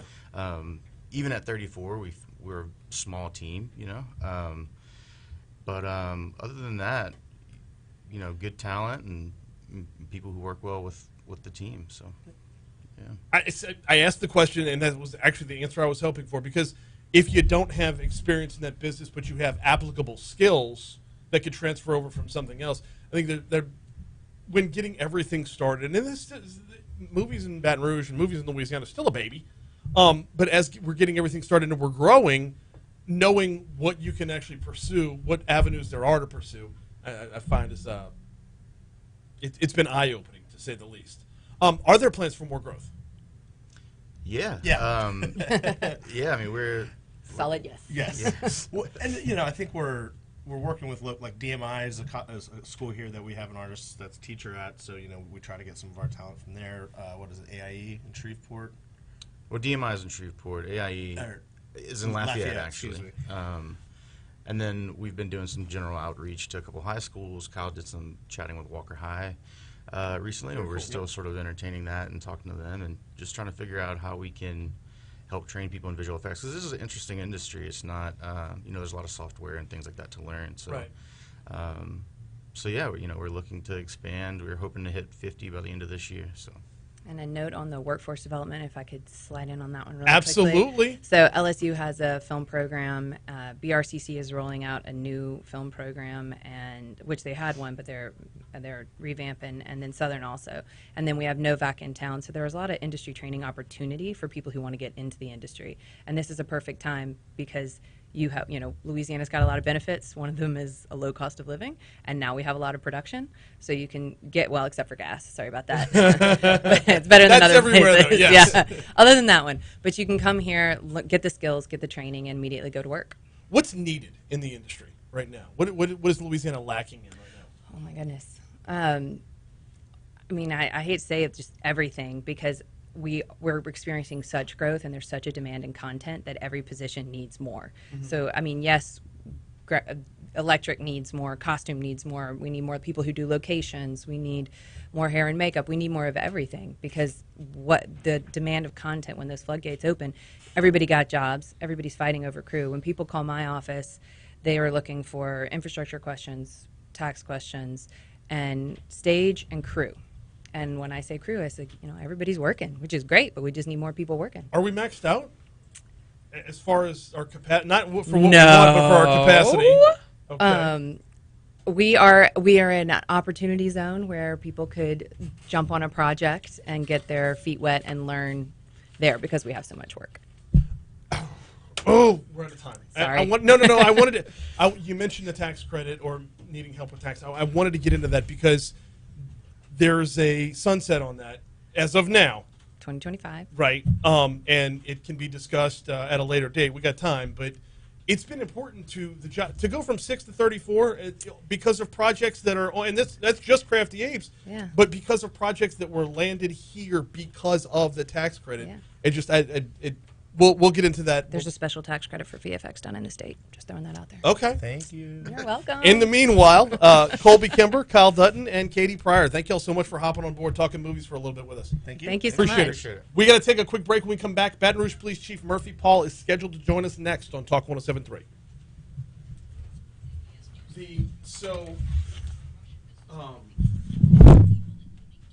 The film tax credit has its sunset, and I'm a huge proponent. I know you are, and I appreciate that. No, Thanks so much. absolutely. You're always.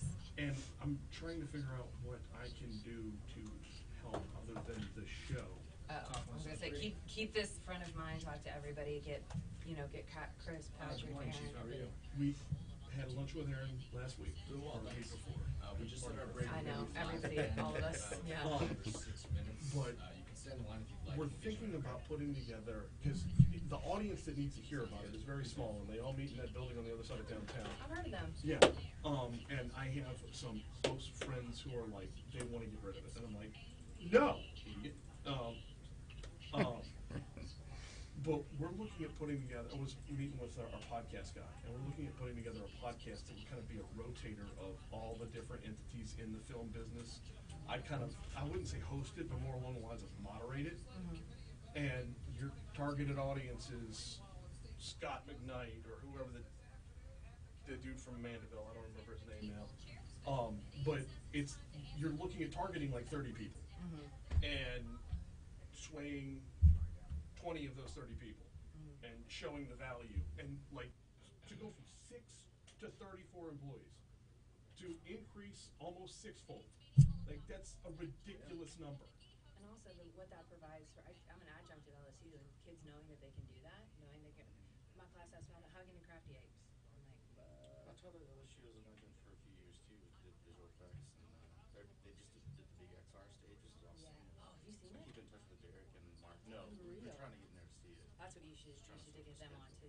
Okay. Did you ever watch the behind the scenes of Mandalorian? No. Watch it. I watched The Mandalorian. We have that screen at LSU now. Yeah. Variation. Sorry, not that. We have that technology. Should I say that? yes. Yeah. Get them to talk about it, not me. Okay. Yes. The big XR volume. Yeah. LSU built one. That is one of the most impressive feats of technology I've ever. And I think it's the Wild Wild West of filmmaking post-COVID. I think it's a race to get that technology here. I'm talking to 2 companies trying to get them to. One of them was like, "We'll do it in Lafayette." I'm like, "No, you'll do it here. Let's talk about doing it here." Yeah. So, no. But and then other people like Stephanie Clark. She does housing for. She has a real estate company, but she started doing housing for film. A great personality, amazing on the radio, and she now has hired a staff to do all the housing for all these people. So Stephanie Clark's someone I would include. Yeah, I could line up. I could point you in the right direction of people who are also. It's very important, I think, for them to hear from people who aren't directly what you would consider in the industry, what we're doing, but the people who auxiliary benefit. Yes. You know. Yeah. Hey, they rented my venue, my space for 6 months. You know, now it's Squeaky Pete's. Squeaky Pete's. You can get Scott, who owns Blend and Trademark. They've been using him, and stuff like that. So I can point you in those directions. Yes. All of these things would be great. You're going to produce a podcast on top of everything else you're doing. Wow. Okay. Nice. Appreciate the fight, man. That's, Go for it. hey, well, I mean, I've already got another one. So Just throw it in. I won't even notice. At this point, yeah. Yeah, it's funny. So, but all good. Thank y'all so much for Yeah, coming thank in. you. I greatly appreciate it. So, Let us know how we get when you start putting that together. I'll help you with the list. Who to talk to. okay. Okay. Very much so. I'm trying to think if there are any outspoken Republicans that are for it that we could get on there too. That I don't know. I mean, either. I'll look for them. Well, and yeah, I mean, you mean that are like elected Republicans? I am an outspoken Republican, Yeah. but I understand that the bottom line of it all. Yeah. Why are we giving so much money back? Because you get nothing. You get nothing otherwise. Yeah. Like,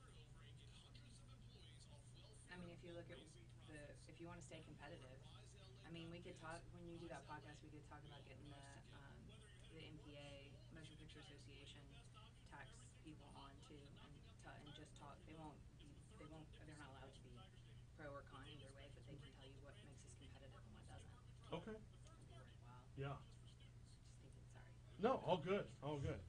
So, yeah, it's Thanks for having us. my pleasure. Appreciate it. Pleasure My- meeting you. yes, absolutely. Thanks Appreciate for the Santa Jaws shout out, supporting too. the industry. Do what? I appreciate the Santa Jaws shout out. Oh, okay. So it's the sci-fi shark movies are kind of my guilty pleasure.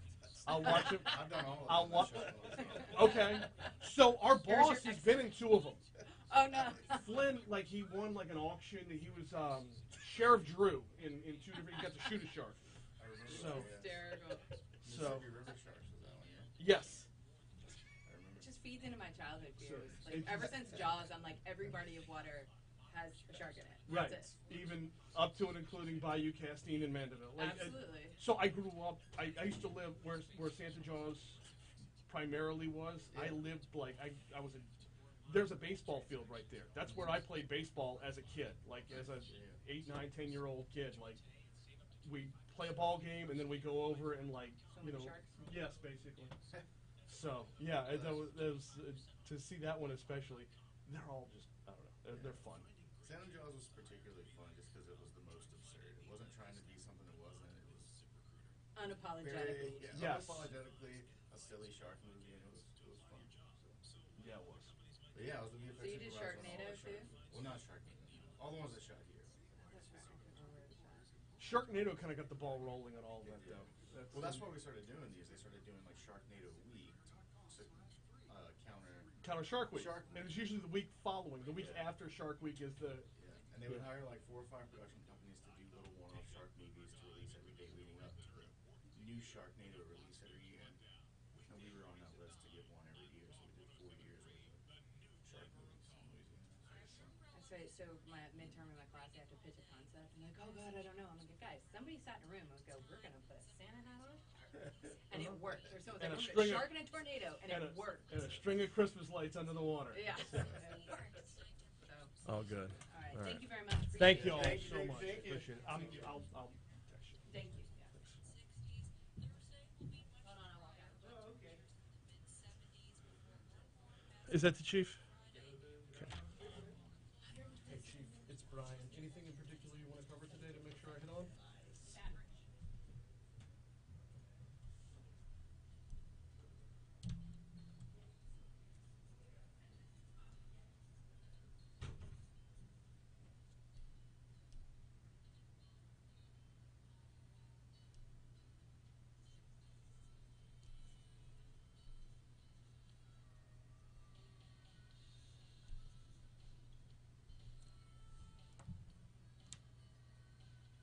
Okay, coming your way. Hang tight.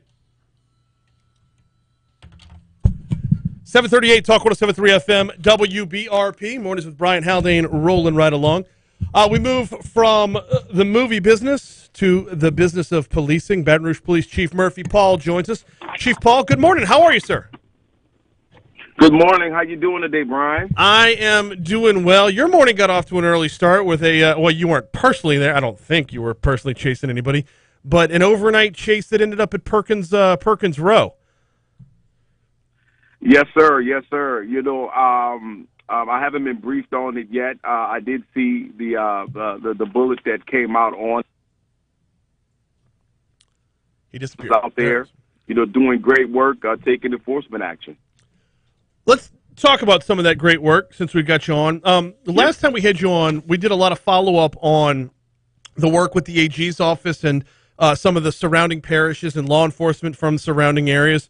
What have those meetings led to, and where are we at with creating I mean, I know you were working on a number of different strategic plans rolling into that, but where are we at with the process right now? Well, you know, the one that's going to have the biggest impact on East Baton Rouge Parish is the one that's under our mayor's direction. You know, through our leadership, all law enforcement agencies came together, state, local, federal. We met meetings. We had our strategic planning workshop at the downtown library, and now we're into that full plan development and review. So we have our teams together. You know, what was important goals, and those 4 goals are going to drive everything. So now we're working on the strategies, and that last piece of the measures of success. How do we measure success? So we're going to be putting that final product out for public consumption that's actually going to be able to show how we're going to measure the success of reducing violent crime in East Baton Rouge Parish. The traditional measure for success has always been arrests, and I don't know that applies anymore, because arrests, no matter what your clearance rate is, are retroactive. They're not proactive. Are there any hints along the way as what you're shooting for? Well, yeah, I think, Brian, I don't think by arrest, because we know we can't arrest our way out of this problem, right? Right. So there's outreach programs, there's reductions in crime, there's services. There's so many different activities.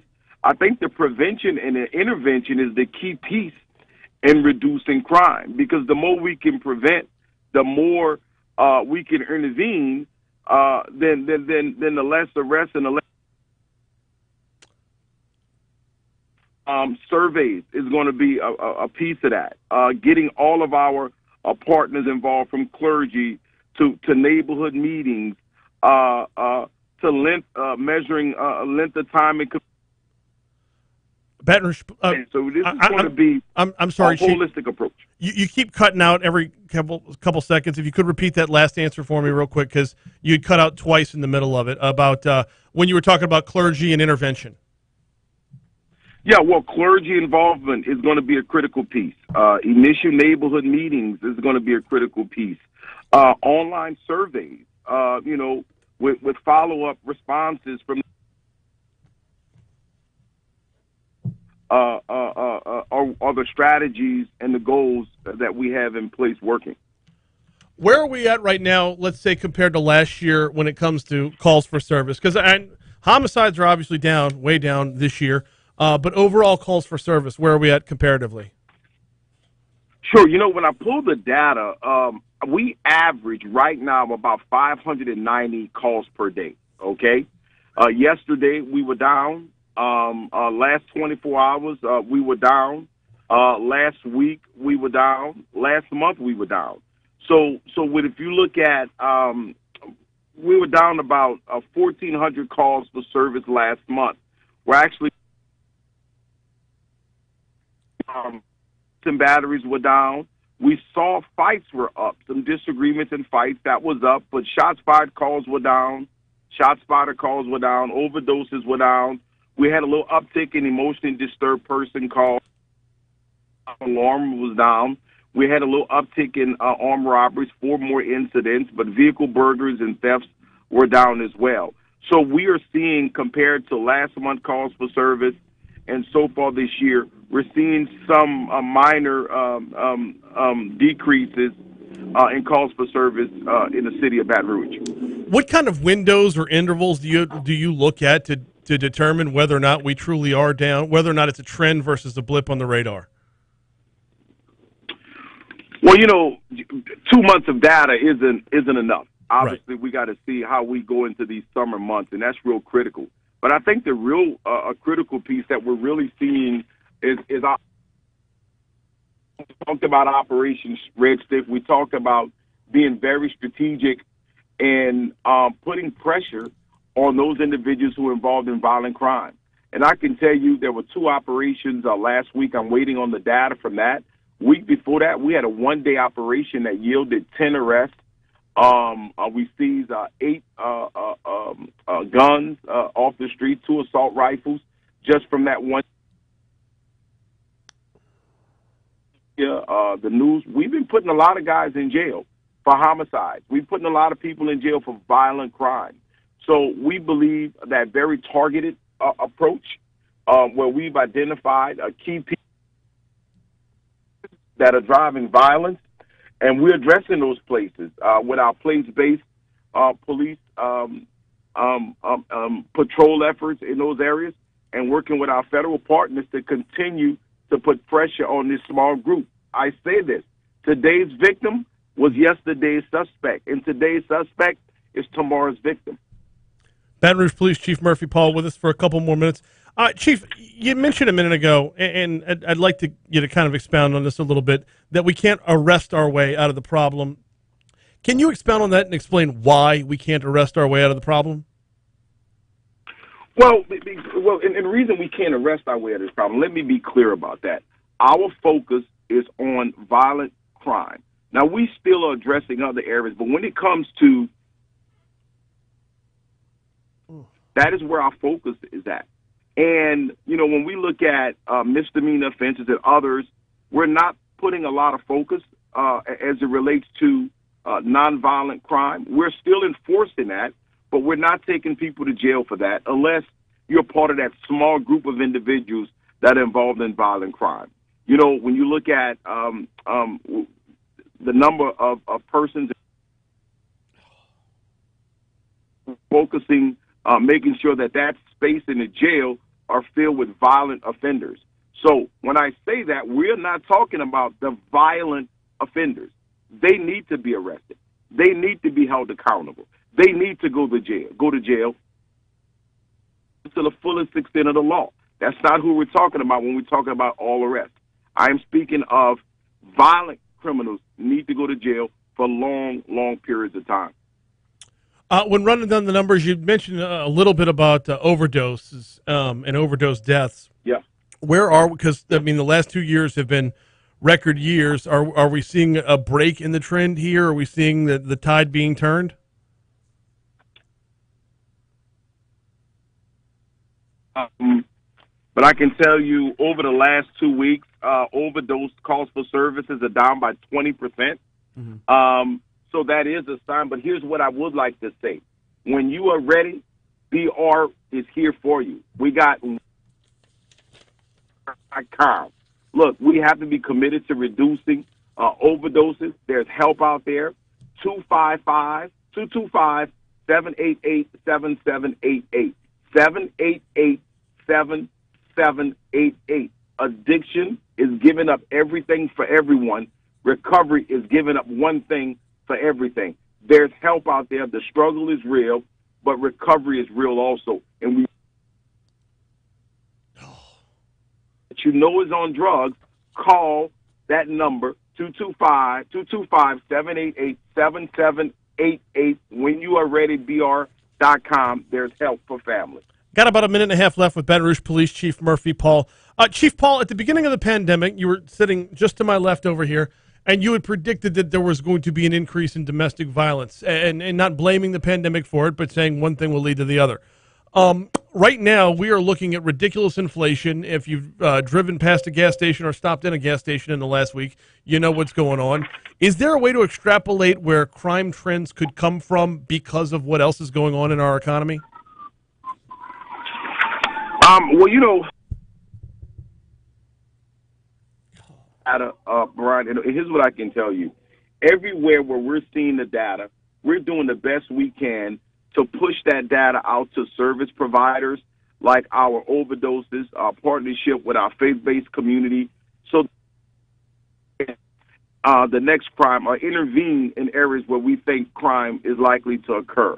And that's why that focus on those spaces, those hot spots, those micro areas in our city, and focusing on those small individuals. But look, there are a lot of services out there, Brian.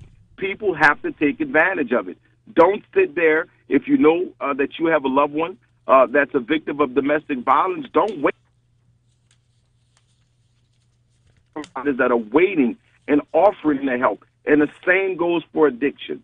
There's help. People just need to pick up the phone, and family needs to come together and rally around those individuals in their lives who need help, and they too can save a life. He is Baton Rouge Police Chief Murphy Paul. We always appreciate the time, sir. Thank you so much. All right, God bless. Thank you, sir. Thank you. I hated that phone connection. I feel like we missed a lot of the meat of what he had to say. All right, we got a break. We got Your Money Now coming your way. We'll check traffic. When we come back, we step outside of East Baton Rouge Parish for the Outside In here on Talk 107.3.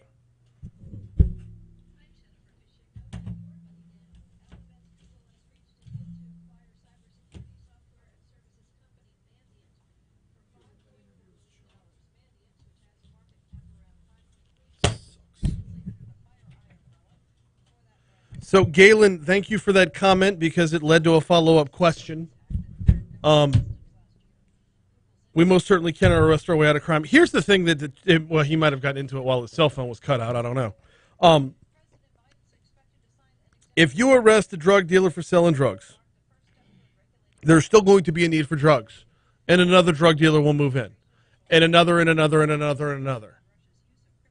Like, there is going to be, as long as there is a supply, or as long as there's demand, there will be supply.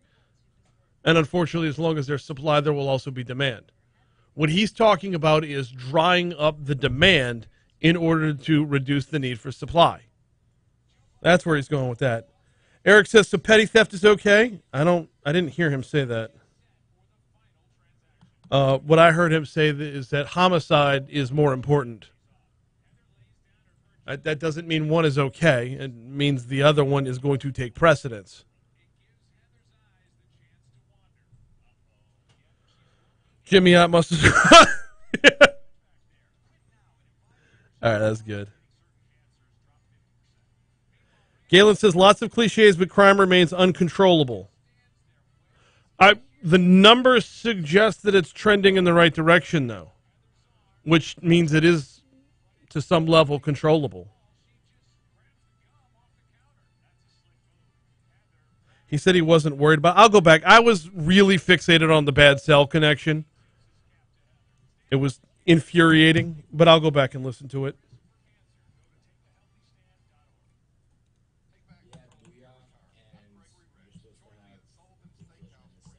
Okay.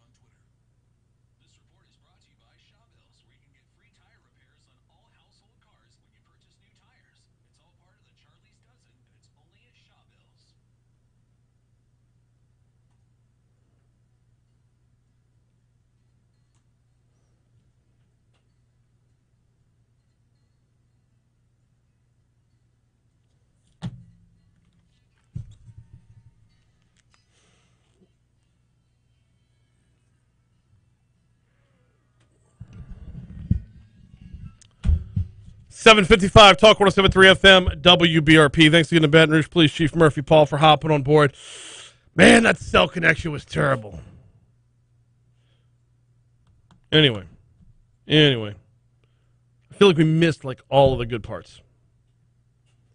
No worries though. Hey, coming up later on this morning, 9:45 to be exact, CBS says the president will announce a Russia oil ban. They don't say the president of what exactly. I assume they mean the United States.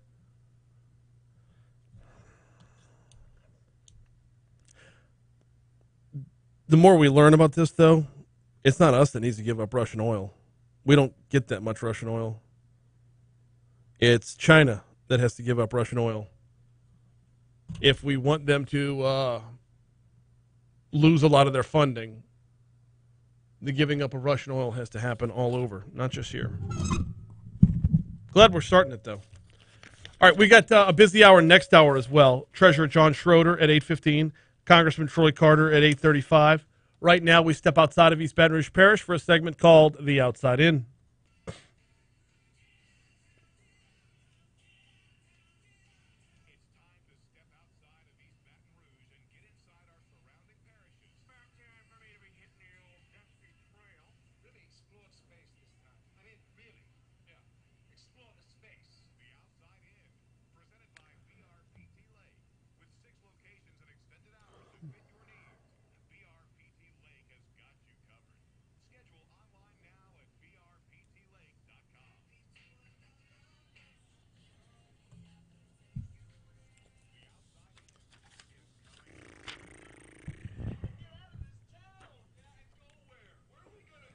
An Ascension Parish Middle School employee faces additional charges in an involving juvenile sex crimes case. Heather French was booked into jail in late February on charges from Gonzales Police. Booked as an accessory after the fact to 2 counts of first-degree rape involving a child under the age of 13 and for failure to report the commission of felonies. Well, more than a week later, the Central Parish Sheriff's deputies released new details, charging French with additional crimes. In a news release yesterday, deputies said French was charged with 2 counts of pornography involving juveniles and 2 counts of video voyeurism. She remains in jail since her first arrest, bond set at $950,000. In West Baton Rouge, the Intracoastal Bridge will have 1 lane closed in either direction today and tomorrow as crews inspect the structure. Today, the inside lane of Highway 1 southbound will close across the entire length of the bridge from 9 a.m. to 2 p.m. Tomorrow, the inside northbound lane, same time frame. That highway will remain open to regular traffic, but oversized vehicles must detour using I-10 East. Over to Concordia Parish.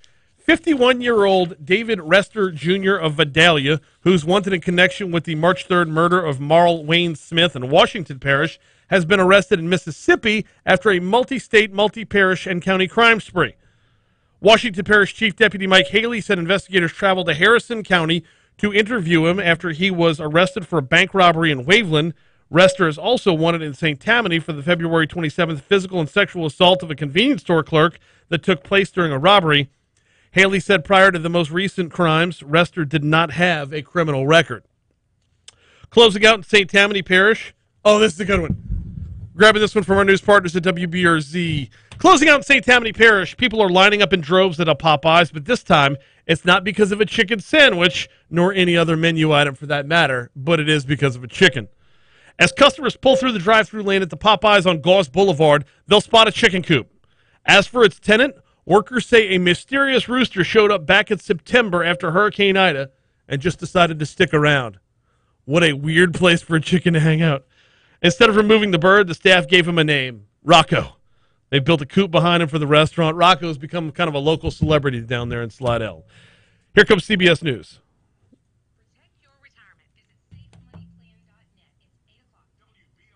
I mean, you got to flag him for taunting, right? Like 10 o'clock this morning, Lieutenant Governor Billy Nungesser is going to pardon a crawfish and boil his family. Rocco is going to hang outside of a Popeyes. Although, if you're a chicken that's hanging outside of a Popeyes, I imagine this is just in Brian's world of fantasy and psychosis. I imagine you look like Hey Hey from Moana.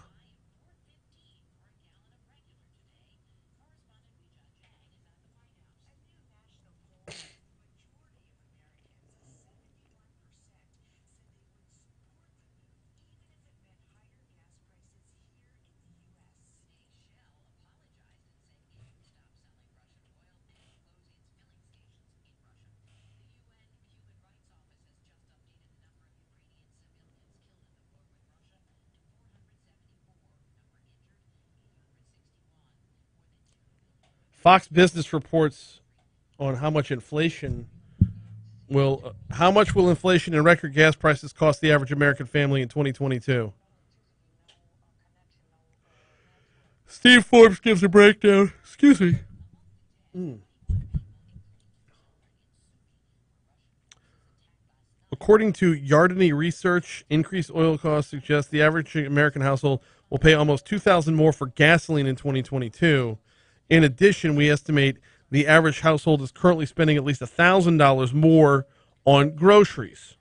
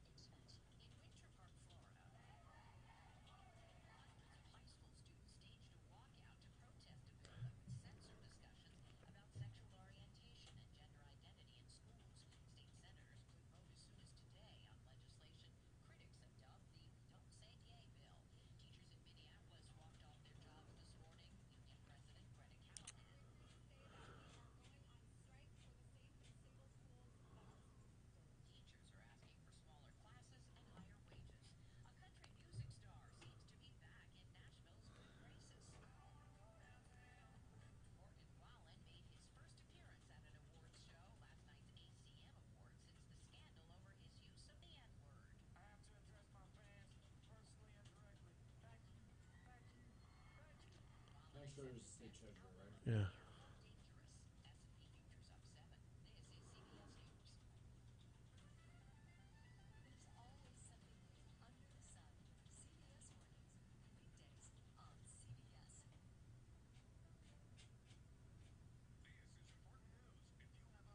Is he joining in studio? No, he's on the phone.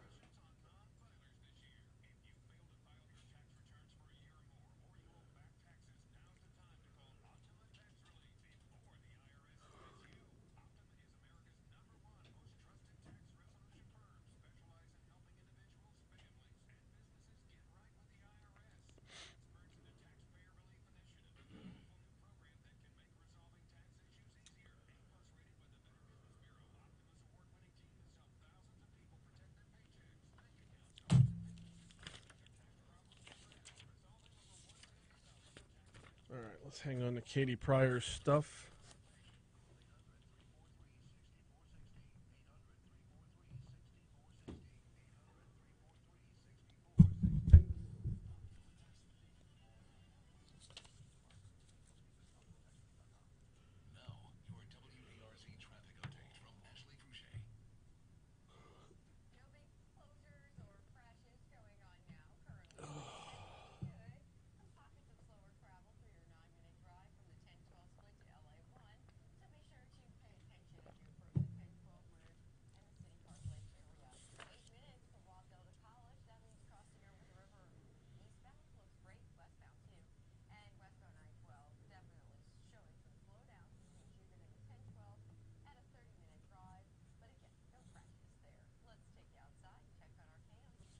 Gross.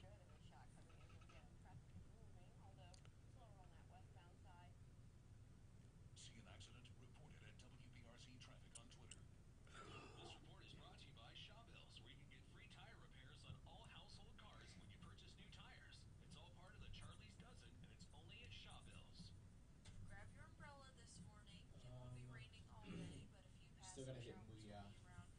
Gotcha.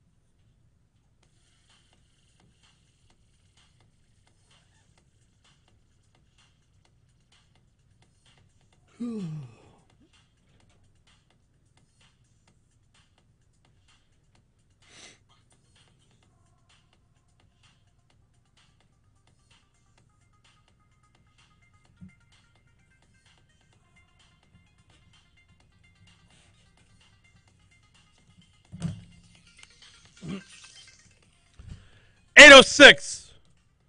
Talk 107.3 FM, WBRP, mornings with Brian Haldane, rolling right along. Hour 3 coming your way right now.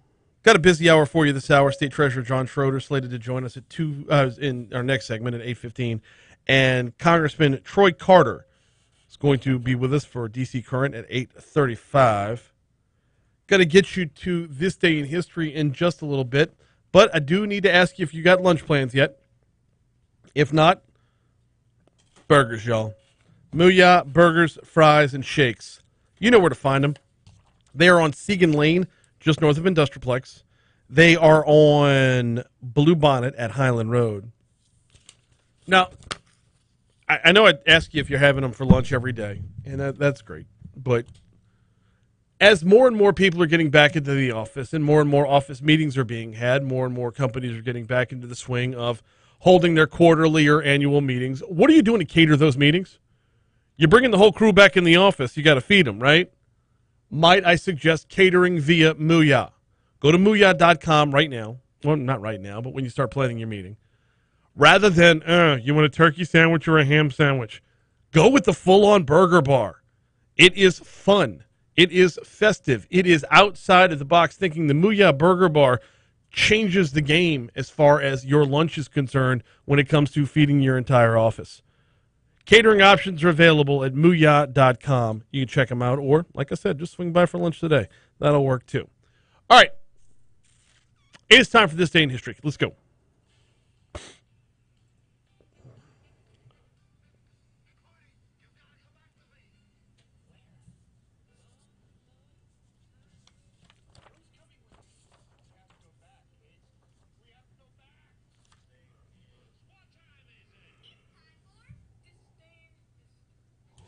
Good morning to all those tuning in. I am back for This Day in History. I'm going to start things off a little out of order because it is International Women's Day.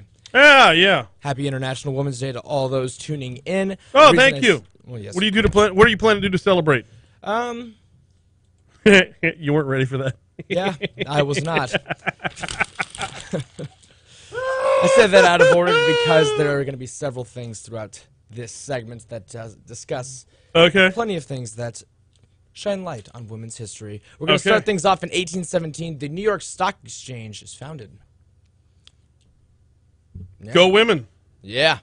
1930, baseball slugger Babe Ruth signs a 2-year contract for a then huge $160,000 with the New York Yankees. Yes. GM Ed Barrow wrongly predicts, quote, "No one will ever be paid more than Ruth." Yeah. Yeah, that's... He missed by a little bit. Just a lot, you know. 1945, International Women's Day is first observed. In 1950, the first woman medical officer is assigned to naval vessel B.R. Walters. In 1967, New Orleans Saints begin selling season tickets. Yeah! 20,000 were sold in the first day alone. Yep. 1987, the A-Team last aired on NBC TV after 4 years. What? Mm-hmm. 1990, NYC. The A-Team was only around for 4 years? Apparently so. You ever see the A-Team? I saw the movie. That came out. The movie's garbage. I enjoyed it, but I didn't have any reference. If you don't have the point of reference, then you don't have the point of reference. It probably. That's pales like in saying comparison. if you've never had a really good pizza, a Totino's pizza works just fine. Yeah. Yeah.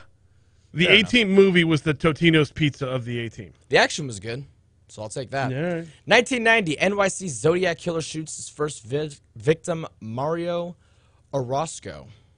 Wait, what Zodiac killer? NYC's. No, the Zodiac was on the West Coast, I thought. Well, apparently there were two. Or this person was traveling cross country. What year was this? 1990. Okay, yeah, that would have that's a different killer. Okay. Mm-hmm. We're going to be skipping forward to 2014. Malaysia Airlines flight MH370 with 239 people loses contact and disappears, prompting the most expensive search effort in history and one of the most enduring aviation mysteries. In 2017, FC Barcelona mount a great comeback, and they become the first team to overturn a 4-0 deficit. They beat Paris Saint-Germain 6-1 in the return game to reach the Champions League quarterfinals. I remember that game, and unfortunately at the time I was watching Manchester City versus Stoke. That game ended in a 0-0 draw. So what, like the bad guy from the new Star Wars movies? What? Snoke. Oh yeah. No, this is Stoke. They're also kind of the bad guys. All right. 2018, 5 million Spanish women mark International Women's Day by striking over gender inequality and sexual discrimination. 1 year later, in 2019, U.S. national women's soccer team sue for equal pay by filing a federal gender discrimination lawsuit against the United States Soccer Federation. Yeah. That's all the events. Let's get to the birthdays. There weren't a lot to talk about. I got a few. Okay. But I got to say, usually the big ones are at the top of the page. The top of the page, it was all, YouTube stars, TikTok stars, Instagram stars. I don't know any of them. So, first things first, Freddie Prinze Jr. turns 46. You may know him from the Scooby-Doo movie. Yeah. Iconic. He also voiced Kanan in Star Wars Rebels. Kenny Smith from inside the NBA turns 57. Yep. LSU's very own Marcus Spears is 39. Yeah, buddy. And then, of course, we got to talk about the now former Saints punter Thomas Morstead turns 36. Yeah. Happy birthday to all those mentioned. You got Falcons any for me? punter now. Whatever. I'll give him the pass. He just needs a job. I'm happy for him. Yeah, we could still have former Saints or Falcons. We've done it a couple times. Bobby Aber, Morton Anderson. Jim Rice, Hall of Fame Red Sox outfielder Jim Rice was born on this day in 1953. You mentioned Kenny Smith. How about Texas head football coach Steve Sarkisian? Ooh. 1974. And Lester Holt is 63 years old today. Dawson himself from Dawson's Creek, James Vanderbeek, 46 years old. Oh, boy. And Hines Ward is also 46. Happy birthday to all those mentioned. No deaths to talk about. Hines Ward and James Vanderbeek are the same age. That throws off timelines for me. That's as crazy as a chicken living outside of a Popeyes. Good old Rocco. No deaths to talk about. It is International Women's Day, and in addition to that, it is also National Organize Your Home Office Day. I'm going to be feeling festive today because I am in desperate need of a little bit of cleaning around the apartment. And finally, it is Be Nasty Day. No, not like that. Get your mind out of the gutter. It is celebrated to... Wait, I'm sorry, what? Instead of being polite, you're supposed to be...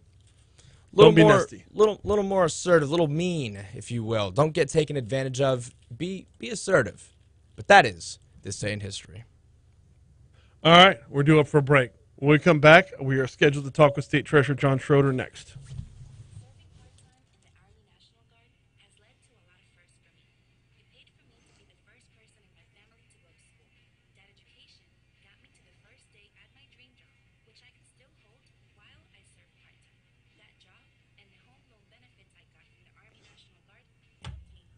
I'm sorry. I got an email from my daughter. It just says, the subject line, your daughter. The body of the email says, you know what sounds really good right now? Hush Puppies. Why are you not in school? Like, why are you emailing me? Well, another right now? thing, I can't imagine you communicate with your daughter through email as the primary source. No, of I don't. communication. I don't. Not normally.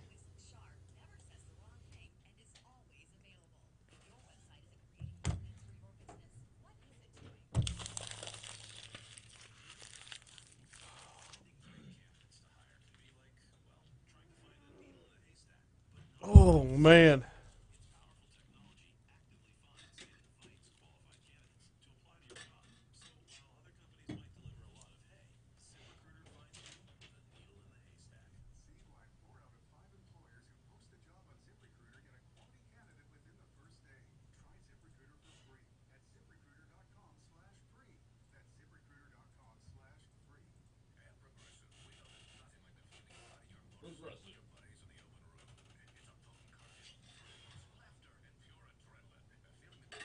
So stupid.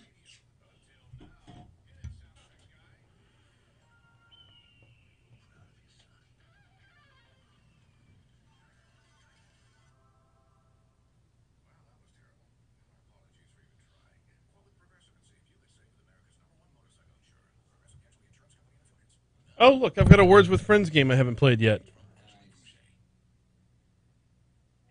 Mania.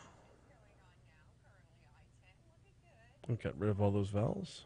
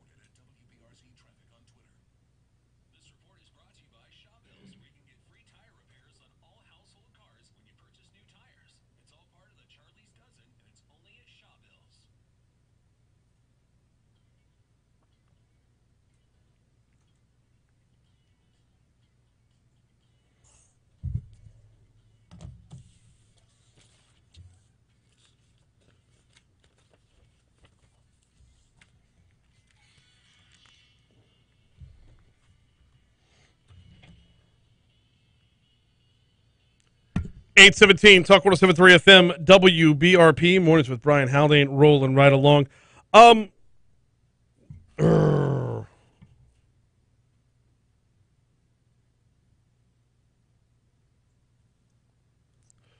We got a lot of ground to cover here on the show. Hoping to hook up with or connect with State Treasurer John Schroeder here in a little bit. If not, no biggie. We have Congressman Troy Carter in our next segment. Looking forward to talking with the Congressman. We missed out on our conversation actually the last 2 weeks. 2 weeks ago, he had a scheduling conflict, and then last week was Mardi Gras Day. So we did not get a chance to talk. Now, Mardi Gras Day was also the State of the Union address. And I'm sure the Congressman has a lot to unpack from that. And we're going to talk about Russia and Ukraine as well. While we wait to see if we're going to connect here, let's keep things moving. Want your comments in the YouTube page about the gas prices, because look, we're all subject to it. We all see it. God knows enough of us bitch about it on social media. Actually, you know what? Let me take a different tack. Are you one of the folks who has been just railing on social media about gas prices? I can't believe I'm actually going to say this, but if you are, good for you. Get it off your chest. Normally, I'm not the guy who supports the guy who complains on Facebook about everything. But when that number ticks over to a 4 in front of it at the gas pump, it stings. It stings. It hurts. Now, if you're the guy who's shooting down the guy who's complaining about gas prices on Facebook, then shame on you. This is a very abnormal time. And we literally set a record with the gas prices on average. And it looks like they're going to keep on going up. But the person who's following everybody on wherever they want to post, Facebook, Twitter, whatever the case might be, and say, well, you know, in the grand scheme of things, it only affects your... I was talking with somebody earlier today. I don't know if they want me to say who it was, but I was told someone just spent more than $100 filling up on gas. So I drive a tiny little car. It's a Ford Focus. It's a 10-year-old Ford Focus. It cost me $45 the other day to put 12 gallons of gas in the car. And that was a week ago. If you drive a Ford Focus, you shouldn't be paying more than $50 to get gas, and that's what it's going to cost this time around. I'm worried. But if you're the person who has been, on Facebook, on Twitter, wherever, complaining about the price of gas, get after it. You've got reason to complain. When a record is set, that's not the norm. If it were the norm, it would not be the record. When a record is set, yes, absolutely get after it. Was was scrolling through Twitter a little while ago during a break a little while ago. Fox Business actually came out with a report breaking down exactly what the impact of not just the rise in gas prices, but overall inflation is right now. And if you're the person who is complaining on Facebook, Twitter, and nobody complains on Instagram, if you got your TikToks going about how hard your wallet's being hit by this, you're not alone. From Fox Business, the average cost of gasoline hit a new record high on Monday amid Russia's invasion of Ukraine, even as American families still face inflation. A global investment consultancy put a number on how much these trends will cost American families in 2022. According to Haldane Research, increased oil costs suggest the average American household will pay almost $2,000 more for gasoline in 2022, according to a Monday research note. $2,000 more in gas alone.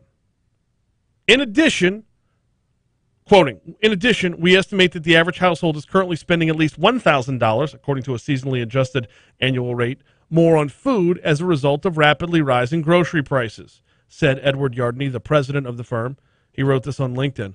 That's $3,000 less money that households have to spend on other consumer goods and services, which also are experiencing rapid price increases. The average price for a gallon of gas hit $4.10 and change, 4.104 on Monday, 4.103, excuse me, according to Gas Buddy. Consumer prices in the U.S. surged 7.5% in January, the most since 1982, while prices at the producer level jumped 9.7%, the highest ever. On average, American families are paying about $385 more per month for just about everything. Think about that. $385 more per month for everything. So if you look at that over the course of a year, $385 per month is $4,620 more per year for the cost of everything. Man, I don't know about you, but I can't afford that. When you look at it fill up by fill up, you can explain it away. But when you look at it, or when you look at it grocery store trip by grocery store trip, you can explain it away. But when you look at it over the course of the entire year, can you afford to take a $4,600 pay cut this year? I mean, if you can, good on you. I can't. If I've got to pay $3,000 more for gas and food over the course of this year, how am I supposed to save up money to buy that electric vehicle so I don't have to pay for gas anymore?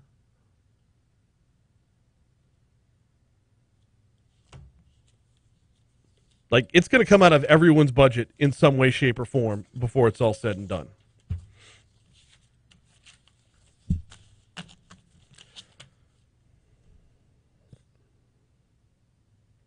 And again, no end in sight.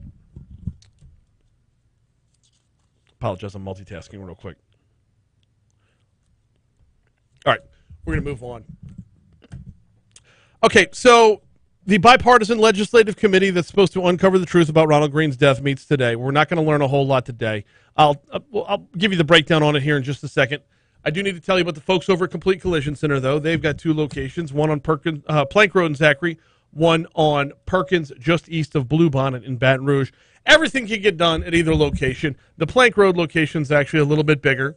Although, if you're in an accident, do you really care where the location is? You're going to get towed there either way, right? Honestly, it doesn't matter where the location is physically. What matters is what kind of service you get once you get to that location. More than a dozen major car manufacturers have certified Complete Collision Center. The people who make the cars say, take it here to get fixed. I'll listen to the people who made my car. I mean, if you made my car and you say, hey, go see Doug and his team at Complete Collision Center, they know what they're doing, I'm in. They've also got the iCar Gold Class certification, which puts them in the top 15% of body shops nationwide right from jump. If you're in an accident, a lot of things happen very, very quickly. One of those things that happens is you have to decide where to take your vehicle. And by the way, you do decide. Your insurance company doesn't. You have to decide where to take your vehicle. Check out CompleteCollision.com, CompleteCollision.com. If you're in an accident, give them a call at 768-9898. Don't let who you choose to repair your vehicle be your second accident. check out CompleteCollision.com.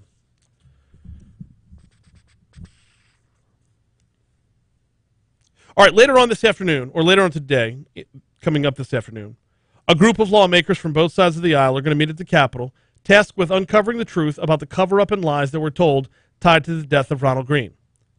Green, and I'm getting this one from WBRZ, Green was beaten by state police troopers in May of 2019 after leading them on a high-speed chase through Monroe. When he was pulled from his car, body camera videos showed he was alive and apologizing. Then cameras captured a brutal beating. Initially, state police told his family that he died in a car crash. WBRZ's investigative unit began exposing the cover-ups and lies about a year and a half ago. Last month, Speaker Clay Schexnayder, he talked about it on this show a little bit, announced a special committee that would look into the truth. Tanner McGee, committee chairman, says, quote, something does not add up. Something is off here. This happened May 10th of 2019, and no one has been arrested. Fast forward, Jefferson Parish had a brutality incident, and someone was arrested a week later. Something is off when it's taking so long to get to the bottom of this. That's what the public feels, and it's the sentiments that I share with them, said Tanner.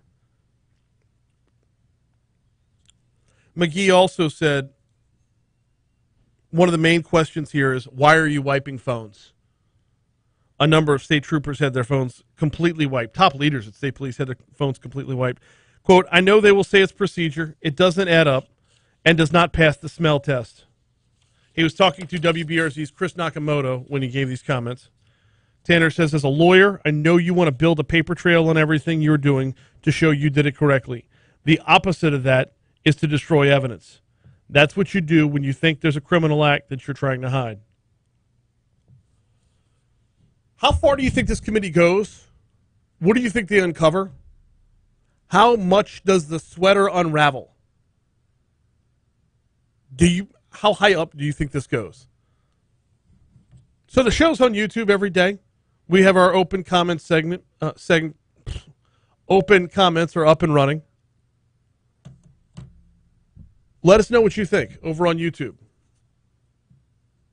Do you think you will see more or any arrests as a result of this?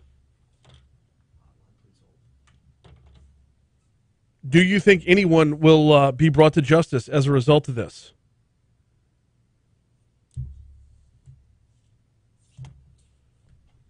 By the way, if you're looking for results today, you're not going to get them. If you're expecting to see something happen as of today, you're not going to get it. Today's meeting is primarily organizational. I mean, they're going to get into the nitty-gritty of naming the damn committee, basically. They'll probably put together a witness list as well, but you're not going to see a whole lot of work done. They'll discuss scope and parameters and all that other good stuff.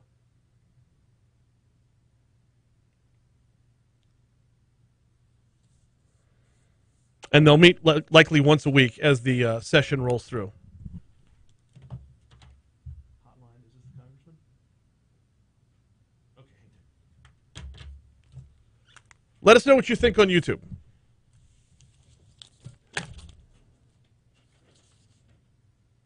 I'm intrigued by the process, to say the least. I'm saddened that it has to take place. But as the regular session wears on, we'll be regularly checking in with this committee as well. We'll probably get Tanner McGee on before the week is out to talk about it a little bit. All right, we got Congressman Troy Carter coming up in our next segment. DC Current. We do this almost every Tuesday. Last Tuesday was Mardi Gras Day, so I was out. Actually, last Tuesday at this time, we were walking up towards Jackson Square, setting up to traipse through the French Quarter on Mardi Gras Day. Had a good time. So it's time to reconvene with the Congressman after we take a news break. Hey, before we get you to that news break, though, I want to remind you about the folks over at the Baton Rouge Mattress Outlet.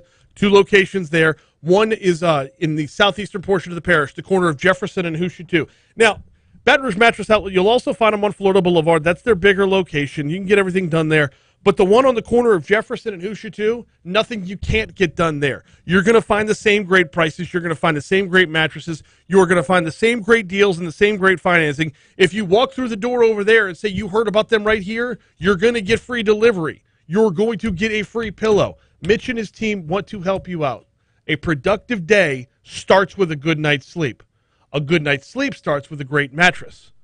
Find the one that's right for you. Your level of softness or firmness. Do you like the memory foam? Do you like the pillow top? It's at the Baton Rouge Mattress Outlet, 4065 Florida Boulevard or 18181 Jefferson Highway.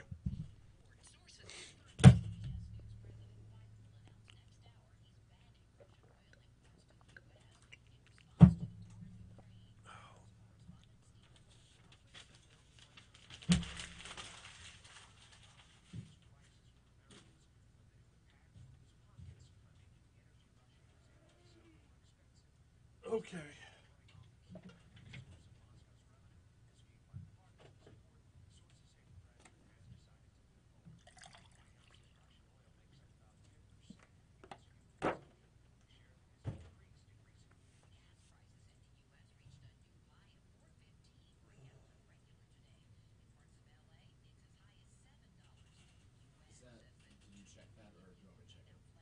It's Congressman Carter. I checked it. I actually moved the mic away to check to make sure it wasn't Treasurer Schroeder calling in late. Yeah, but I would have had 4.5 minutes left with him.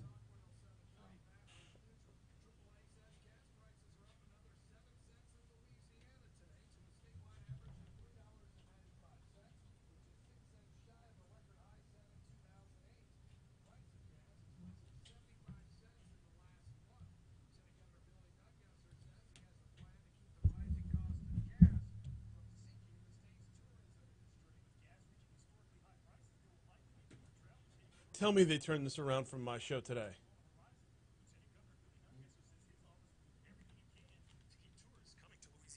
got to make sure we do whatever we can, that we're marketing the right people to make all these events successful. Nungesser says That's less than 2 hours turnaround time right there.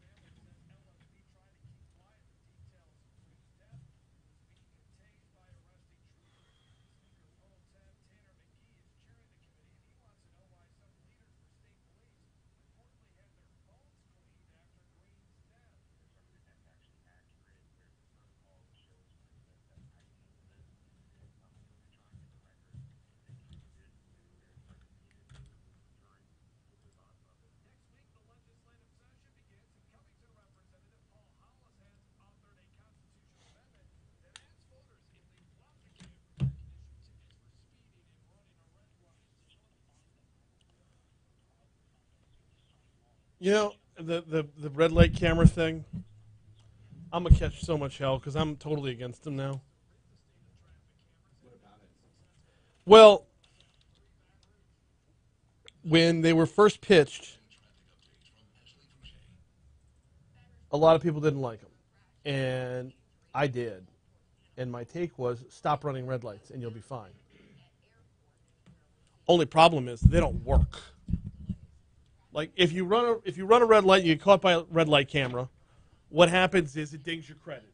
The police don't chase you down, right? But I heard every argument against them, from you have a right to face your accuser and you can't face a camera, to just, you name it. There were a million different arguments against them. Well, at the end of the day, what it all breaks down to is they just don't work. The airline highway northbound turning right onto Goodwood. If you're in that turn lane, I don't care where you come to a stop, that camera's going off 3, 4, 5 times. You could be perfectly short of the line, and the camera's still going off. And oh, by the way, if you make a right on red, you're getting dinged there as well. They just don't work. The maintenance wasn't kept up with.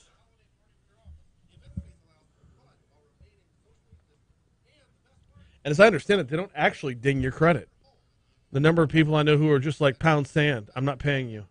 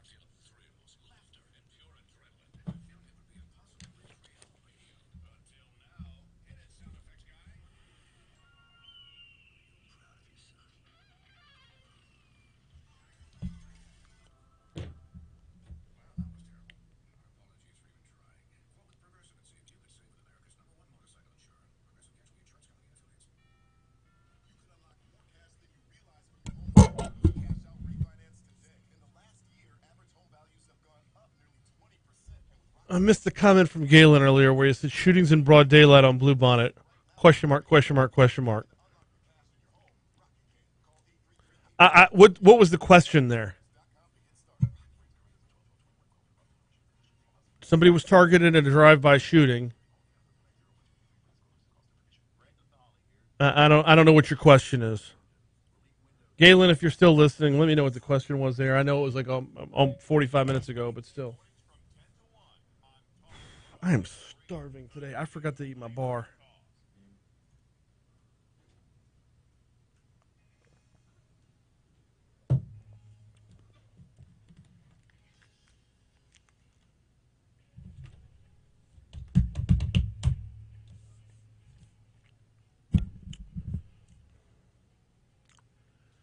(8:37) Talk 107.3 FM WBRP. Mornings with Brian Haldane rolling right along. It is time for DC Current. Every Tuesday we speak with, almost every Tuesday. I was off last week. Every Tuesday we speak with Congressman Troy Carter, and he joins us now. Congressman Carter, how are you, man? I am doing well, Brian. How are you? Could not be better. Glad to have you back on. Glad to be chatting this morning.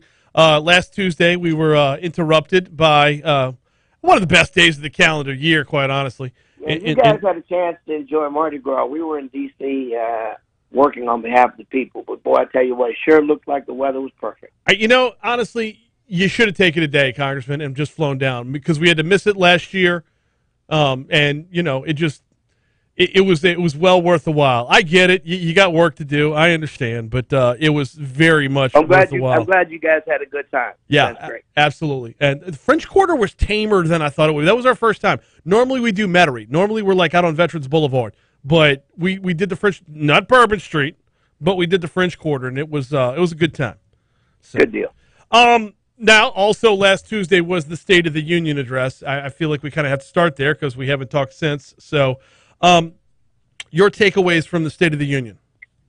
I think the president was very forthright. I think he struck a balance of optimism and a need for action, which is, I think, what the American people need to hear. They need to hear the truth, that we are in a very difficult time internationally. Mm-hmm. Our world has been challenged by a number of things, not the least of which is COVID, and now dealing with a challenged economy and a war, a methodical dictator that is threatening the world order. And I think the president justifiably spoke about all the ripples that come from that threat, that invasion, and the need for Americans to be resilient, to stand firm. He talked about where we are from an economic standpoint. He talked about where we are from a social standpoint. He talked about the health crisis in our country. And I think he gave a sense of optimism but caution that, we're on it. There is someone at the helm of the ship. We're not rudderless, and that bipartisan opportunities have prevailed in many, many ways. Many ways they have not. We still have lots of room to grow. But he spoke of the many, many bills that have been signed into law that had bipartisan participation. He talked about the fact that we're rounding the corner on a very devastating situation for our country, be that COVID and the supply chain issues. And I think that his honesty and sincerity were the strongest point. His call for peace, his call for unity, his call for a renewed sense of working together, and one of tolerance and inclusion. I think it struck a lot of chords. What is America's role in this war between, or I don't know if we call it a war, but a war between Russia and Ukraine? Well, it's a war. It's a war between Russia and Ukraine. It's an invasion of a sovereign territory, unprovoked, built on greed and power by President Putin. And I think the role that America plays is what America often plays is, as a superpower, we have to maintain relationships and protect relationships with our allies. and we have to make sure that wherever we can, that we stomp out the kind of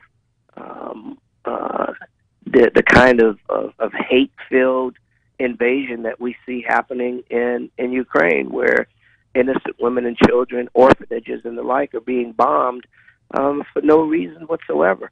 And America, being America, the reason we are America, the greatest country in the world, is because we play the role of making sure that we help manage and protect all of our flanks. And in order to make sure our flanks are safe, we have to protect our allies. Obviously, that would include economic means. Sanctions are already underway. The president is expected to announce that we're cutting off Russian oil in what, I guess, about an hour from right now. He's going to make that announcement. Is that as far as we go, though? I mean, if this, the likelihood that this escalates in America, escalating their involvement, where are we there? Well, I think our involvement escalates to the point of the extreme sanctions.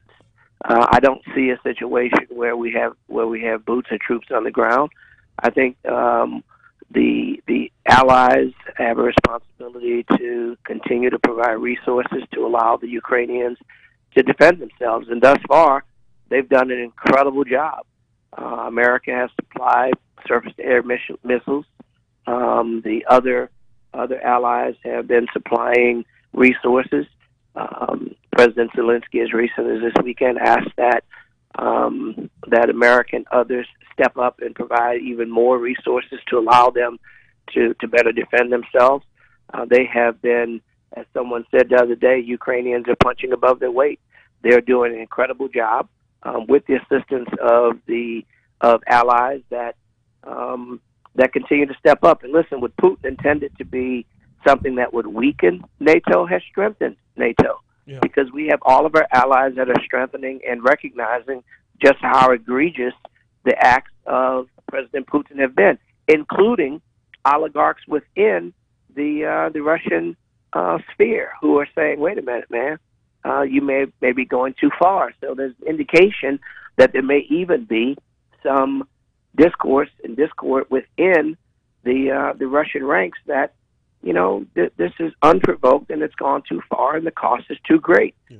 And so we will continue to ratchet the economic sanctions Exxon has pulled out, or Shell rather has pulled out. We're moving to move the 10% of production of oil that we have. And America should take advantage of this opportunity to once again do everything in our power to lessen our dependency on foreign oil, period. To do everything internally, to work on cleaner fuels, to lessen our dependency on outside sources. Listen, this is a blessing in disguise. We continue to fight for the freedoms of the Ukrainians while we also are fighting for our own freedoms, our independence from foreign oil. Congressman Troy Carter is our guest. Congressman, okay, so we could sanction Russia all day long. What about those that still support Russia? Like you mentioned right there that Russian oil in America is what, less than 10%? Yes, right about 10%. What about sanctioning other nations that still buy? Like if you buy from Russia, you don't get to deal with us. Is that a line in the sand we can draw? No, I think that all those things are still up for discussion and all possible. But I will tell you, Brian, what we have to be careful is we can't have too many open files. I think initially we start with where we are. We go after the main actor, and all those others that are on the playing field who still want to dance with Russia, they're on the short list as well. But I think we would do ourselves, the country, and Ukraine a disservice to attempt to tackle everything at one time. But you know, an enemy of an enemy, right? Right. No, a friend of an enemy rather is my enemy. So we have to look at all those people, because if we're going to isolate Russia and we're going to seriously cripple them economically, then we have to make sure that we attack them from all fronts. And that means Belarus and those people who show favor to them, well, they can't seek to be our friends, because they have aided and abetted a tyrant in his effort to cause harm. And America should not and will not support that. We got Congressman Troy Carter for a couple more minutes. Congressman Carter, I got to bring you back around to the you mentioned some bipartisan work being done within the U.S. Capitol. We are coming up on, or are we at 1 year since the passage of the American Rescue Plan? There are still folks that are looking for dollars from within that plan. There are a lot of folks that have gotten their dollars from within that plan. Where are we with the passage of the American Rescue Plan coming up on a year and actually getting the money where it needs to be to get the help out there that needs to be gotten there? Well, let me tell you, the American Rescue Plan, I think if you talk to our states and local governments, many of which would not be surviving today had it not been for the passage of the American Rescue Plan. Everything from funds that went into making sure that we had vaccinations, to make sure that we were able to stand up our universities and our technical community colleges, the child tax credit, and helping families get through some of the most difficult times, expanding on health care and making sure that people that would not have had access to health care during one of the most difficult times. If you did a poll and talked to governors and mayors, they would be quick to tell you that those funds have been a lifeline as we look at the surgence of crime. Even the money that has been sent that can be used for retention and recruiting of police officers. These are all funds that are within the realm, and these are funds, by the way, that much of which is in the hands of state and local government. Look at Louisiana, for example. Louisiana is in the best place it's been in a very, very long time. One, because of their revenue estimates came out to be much higher than they anticipated, but also because it's flush with money from ARP and from infrastructure. Right. I mean, these are all actions that were taken that was taken at the behest and direction of the Biden administration, by and large, with some bipartisan support.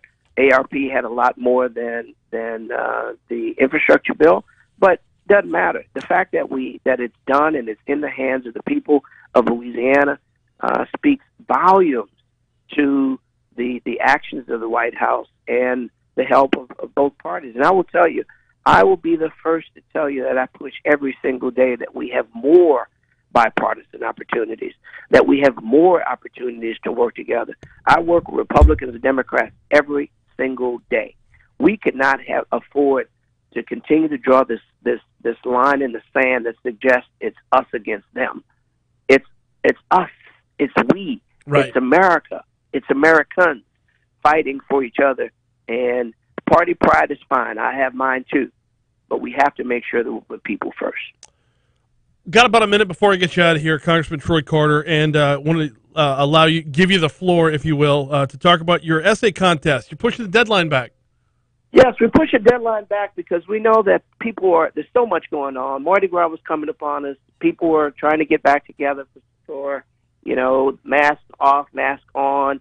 So much going on that we realized that the schools need a little bit more time to get the message out. So we're pushing it back 30 days. While we have participation, it was not what I'd hoped for. We were pleased with the numbers that came in, but I believe there could be so much better. So in an abundance of caution, to make sure that we maximize the amount of impact. Because remember, at the end of the day, what we really want to do is we want to spark the thoughtfulness of our young people. We want to really trigger something in them to start thinking about the future and the roles that they play, that they have a voice and that they have the opportunity to be the next dream, to be the next action, to be the next movement, if you will, to a better world, better Louisiana, better America, better society. And so we want to give them an opportunity to really weigh in. We could take the numbers that we have and we can certainly pick a winner, but we have not scratched the surface to what I really want this to be. And it's more than getting a winner. It's about getting people active. So we're encouraging our young people, black, white, and other, to write 500-word essay about what you think the next 50 years should be like? What's your dream for the future to make our world a better, more tolerant, lovable, loving place where everyone can achieve their dreams and enjoy happiness and the American dream as we believe it to be? So we encourage people to participate. We're reaching out, redoubling our efforts to get to all the schools and encourage people. And they get a great prize. They get to come to D.C. and be recognized for their talent, to be honored by members of Congress and have an opportunity to shadow me for a day at the nation's capital and have people recognize their writing talent and their ability to express themselves and say, we, young people, have a place and a role in making our world better. He is Congressman Troy Carter. We always appreciate the time, sir, and we will talk to you next Tuesday. Thank you, Brian. I always enjoy it. Have a Likewise. great Absolutely. day. You too. Quick break, check traffic, come back, close it out next.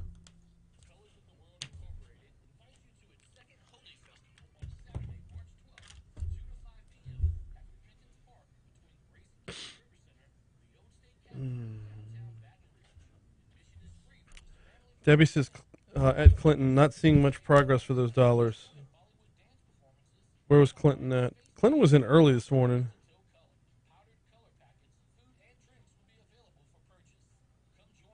Oh, wow. Okay, for those from 6:45. Debbie, I believe the fuel tax dollars are used for infrastructure projects. Yes, and you're not seeing infrastructure projects? So check out the interstate. Maybe not today, maybe not tomorrow, but in the very near future. We're getting to where we're actually spending some of it.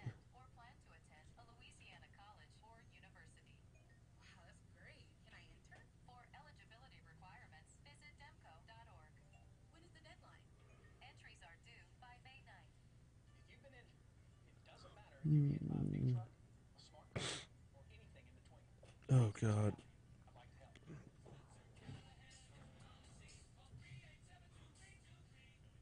Yeah!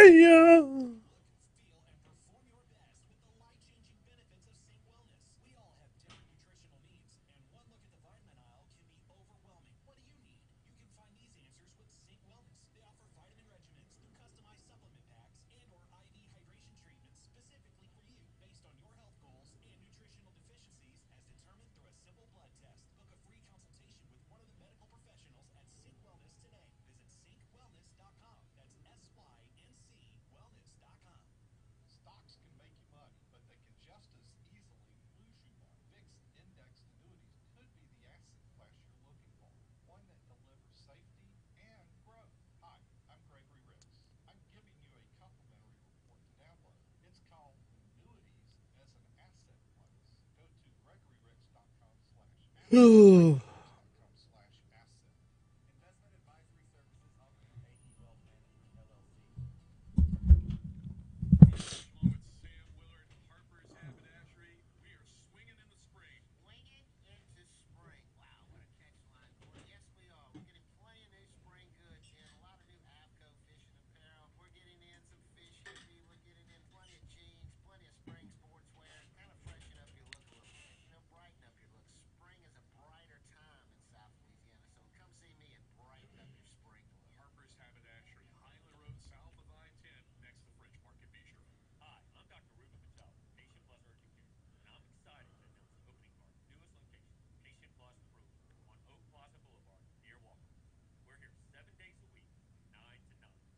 You know, to blame the invasion of Ukraine, as the sole reason gas prices are where they are, the more I read about this, the more it makes me irate. Because it's like, no. I need to work on my Jordan Peterson. It sounds too much like Kermit the Frog. I mean, it's not nothing.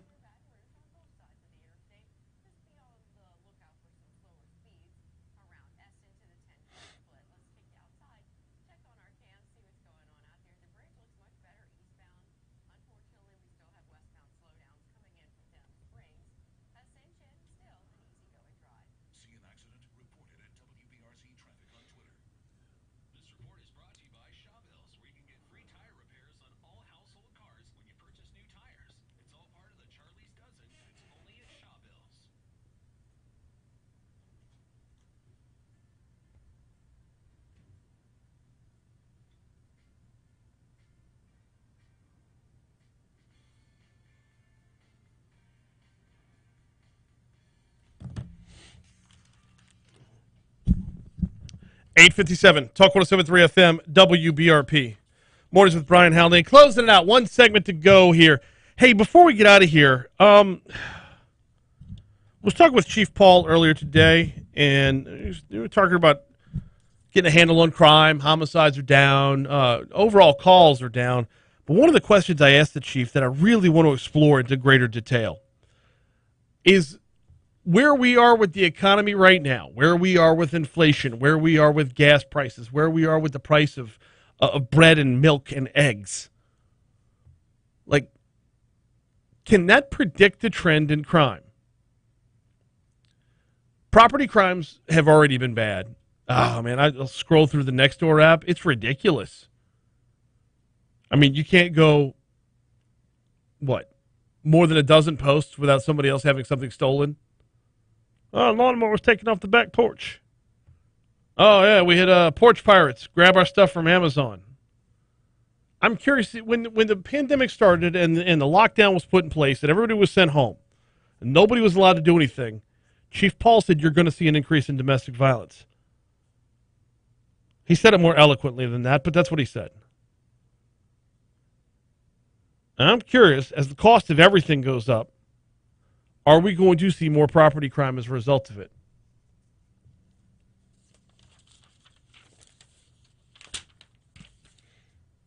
And if so, why do we still see people leave their stuff out in the open?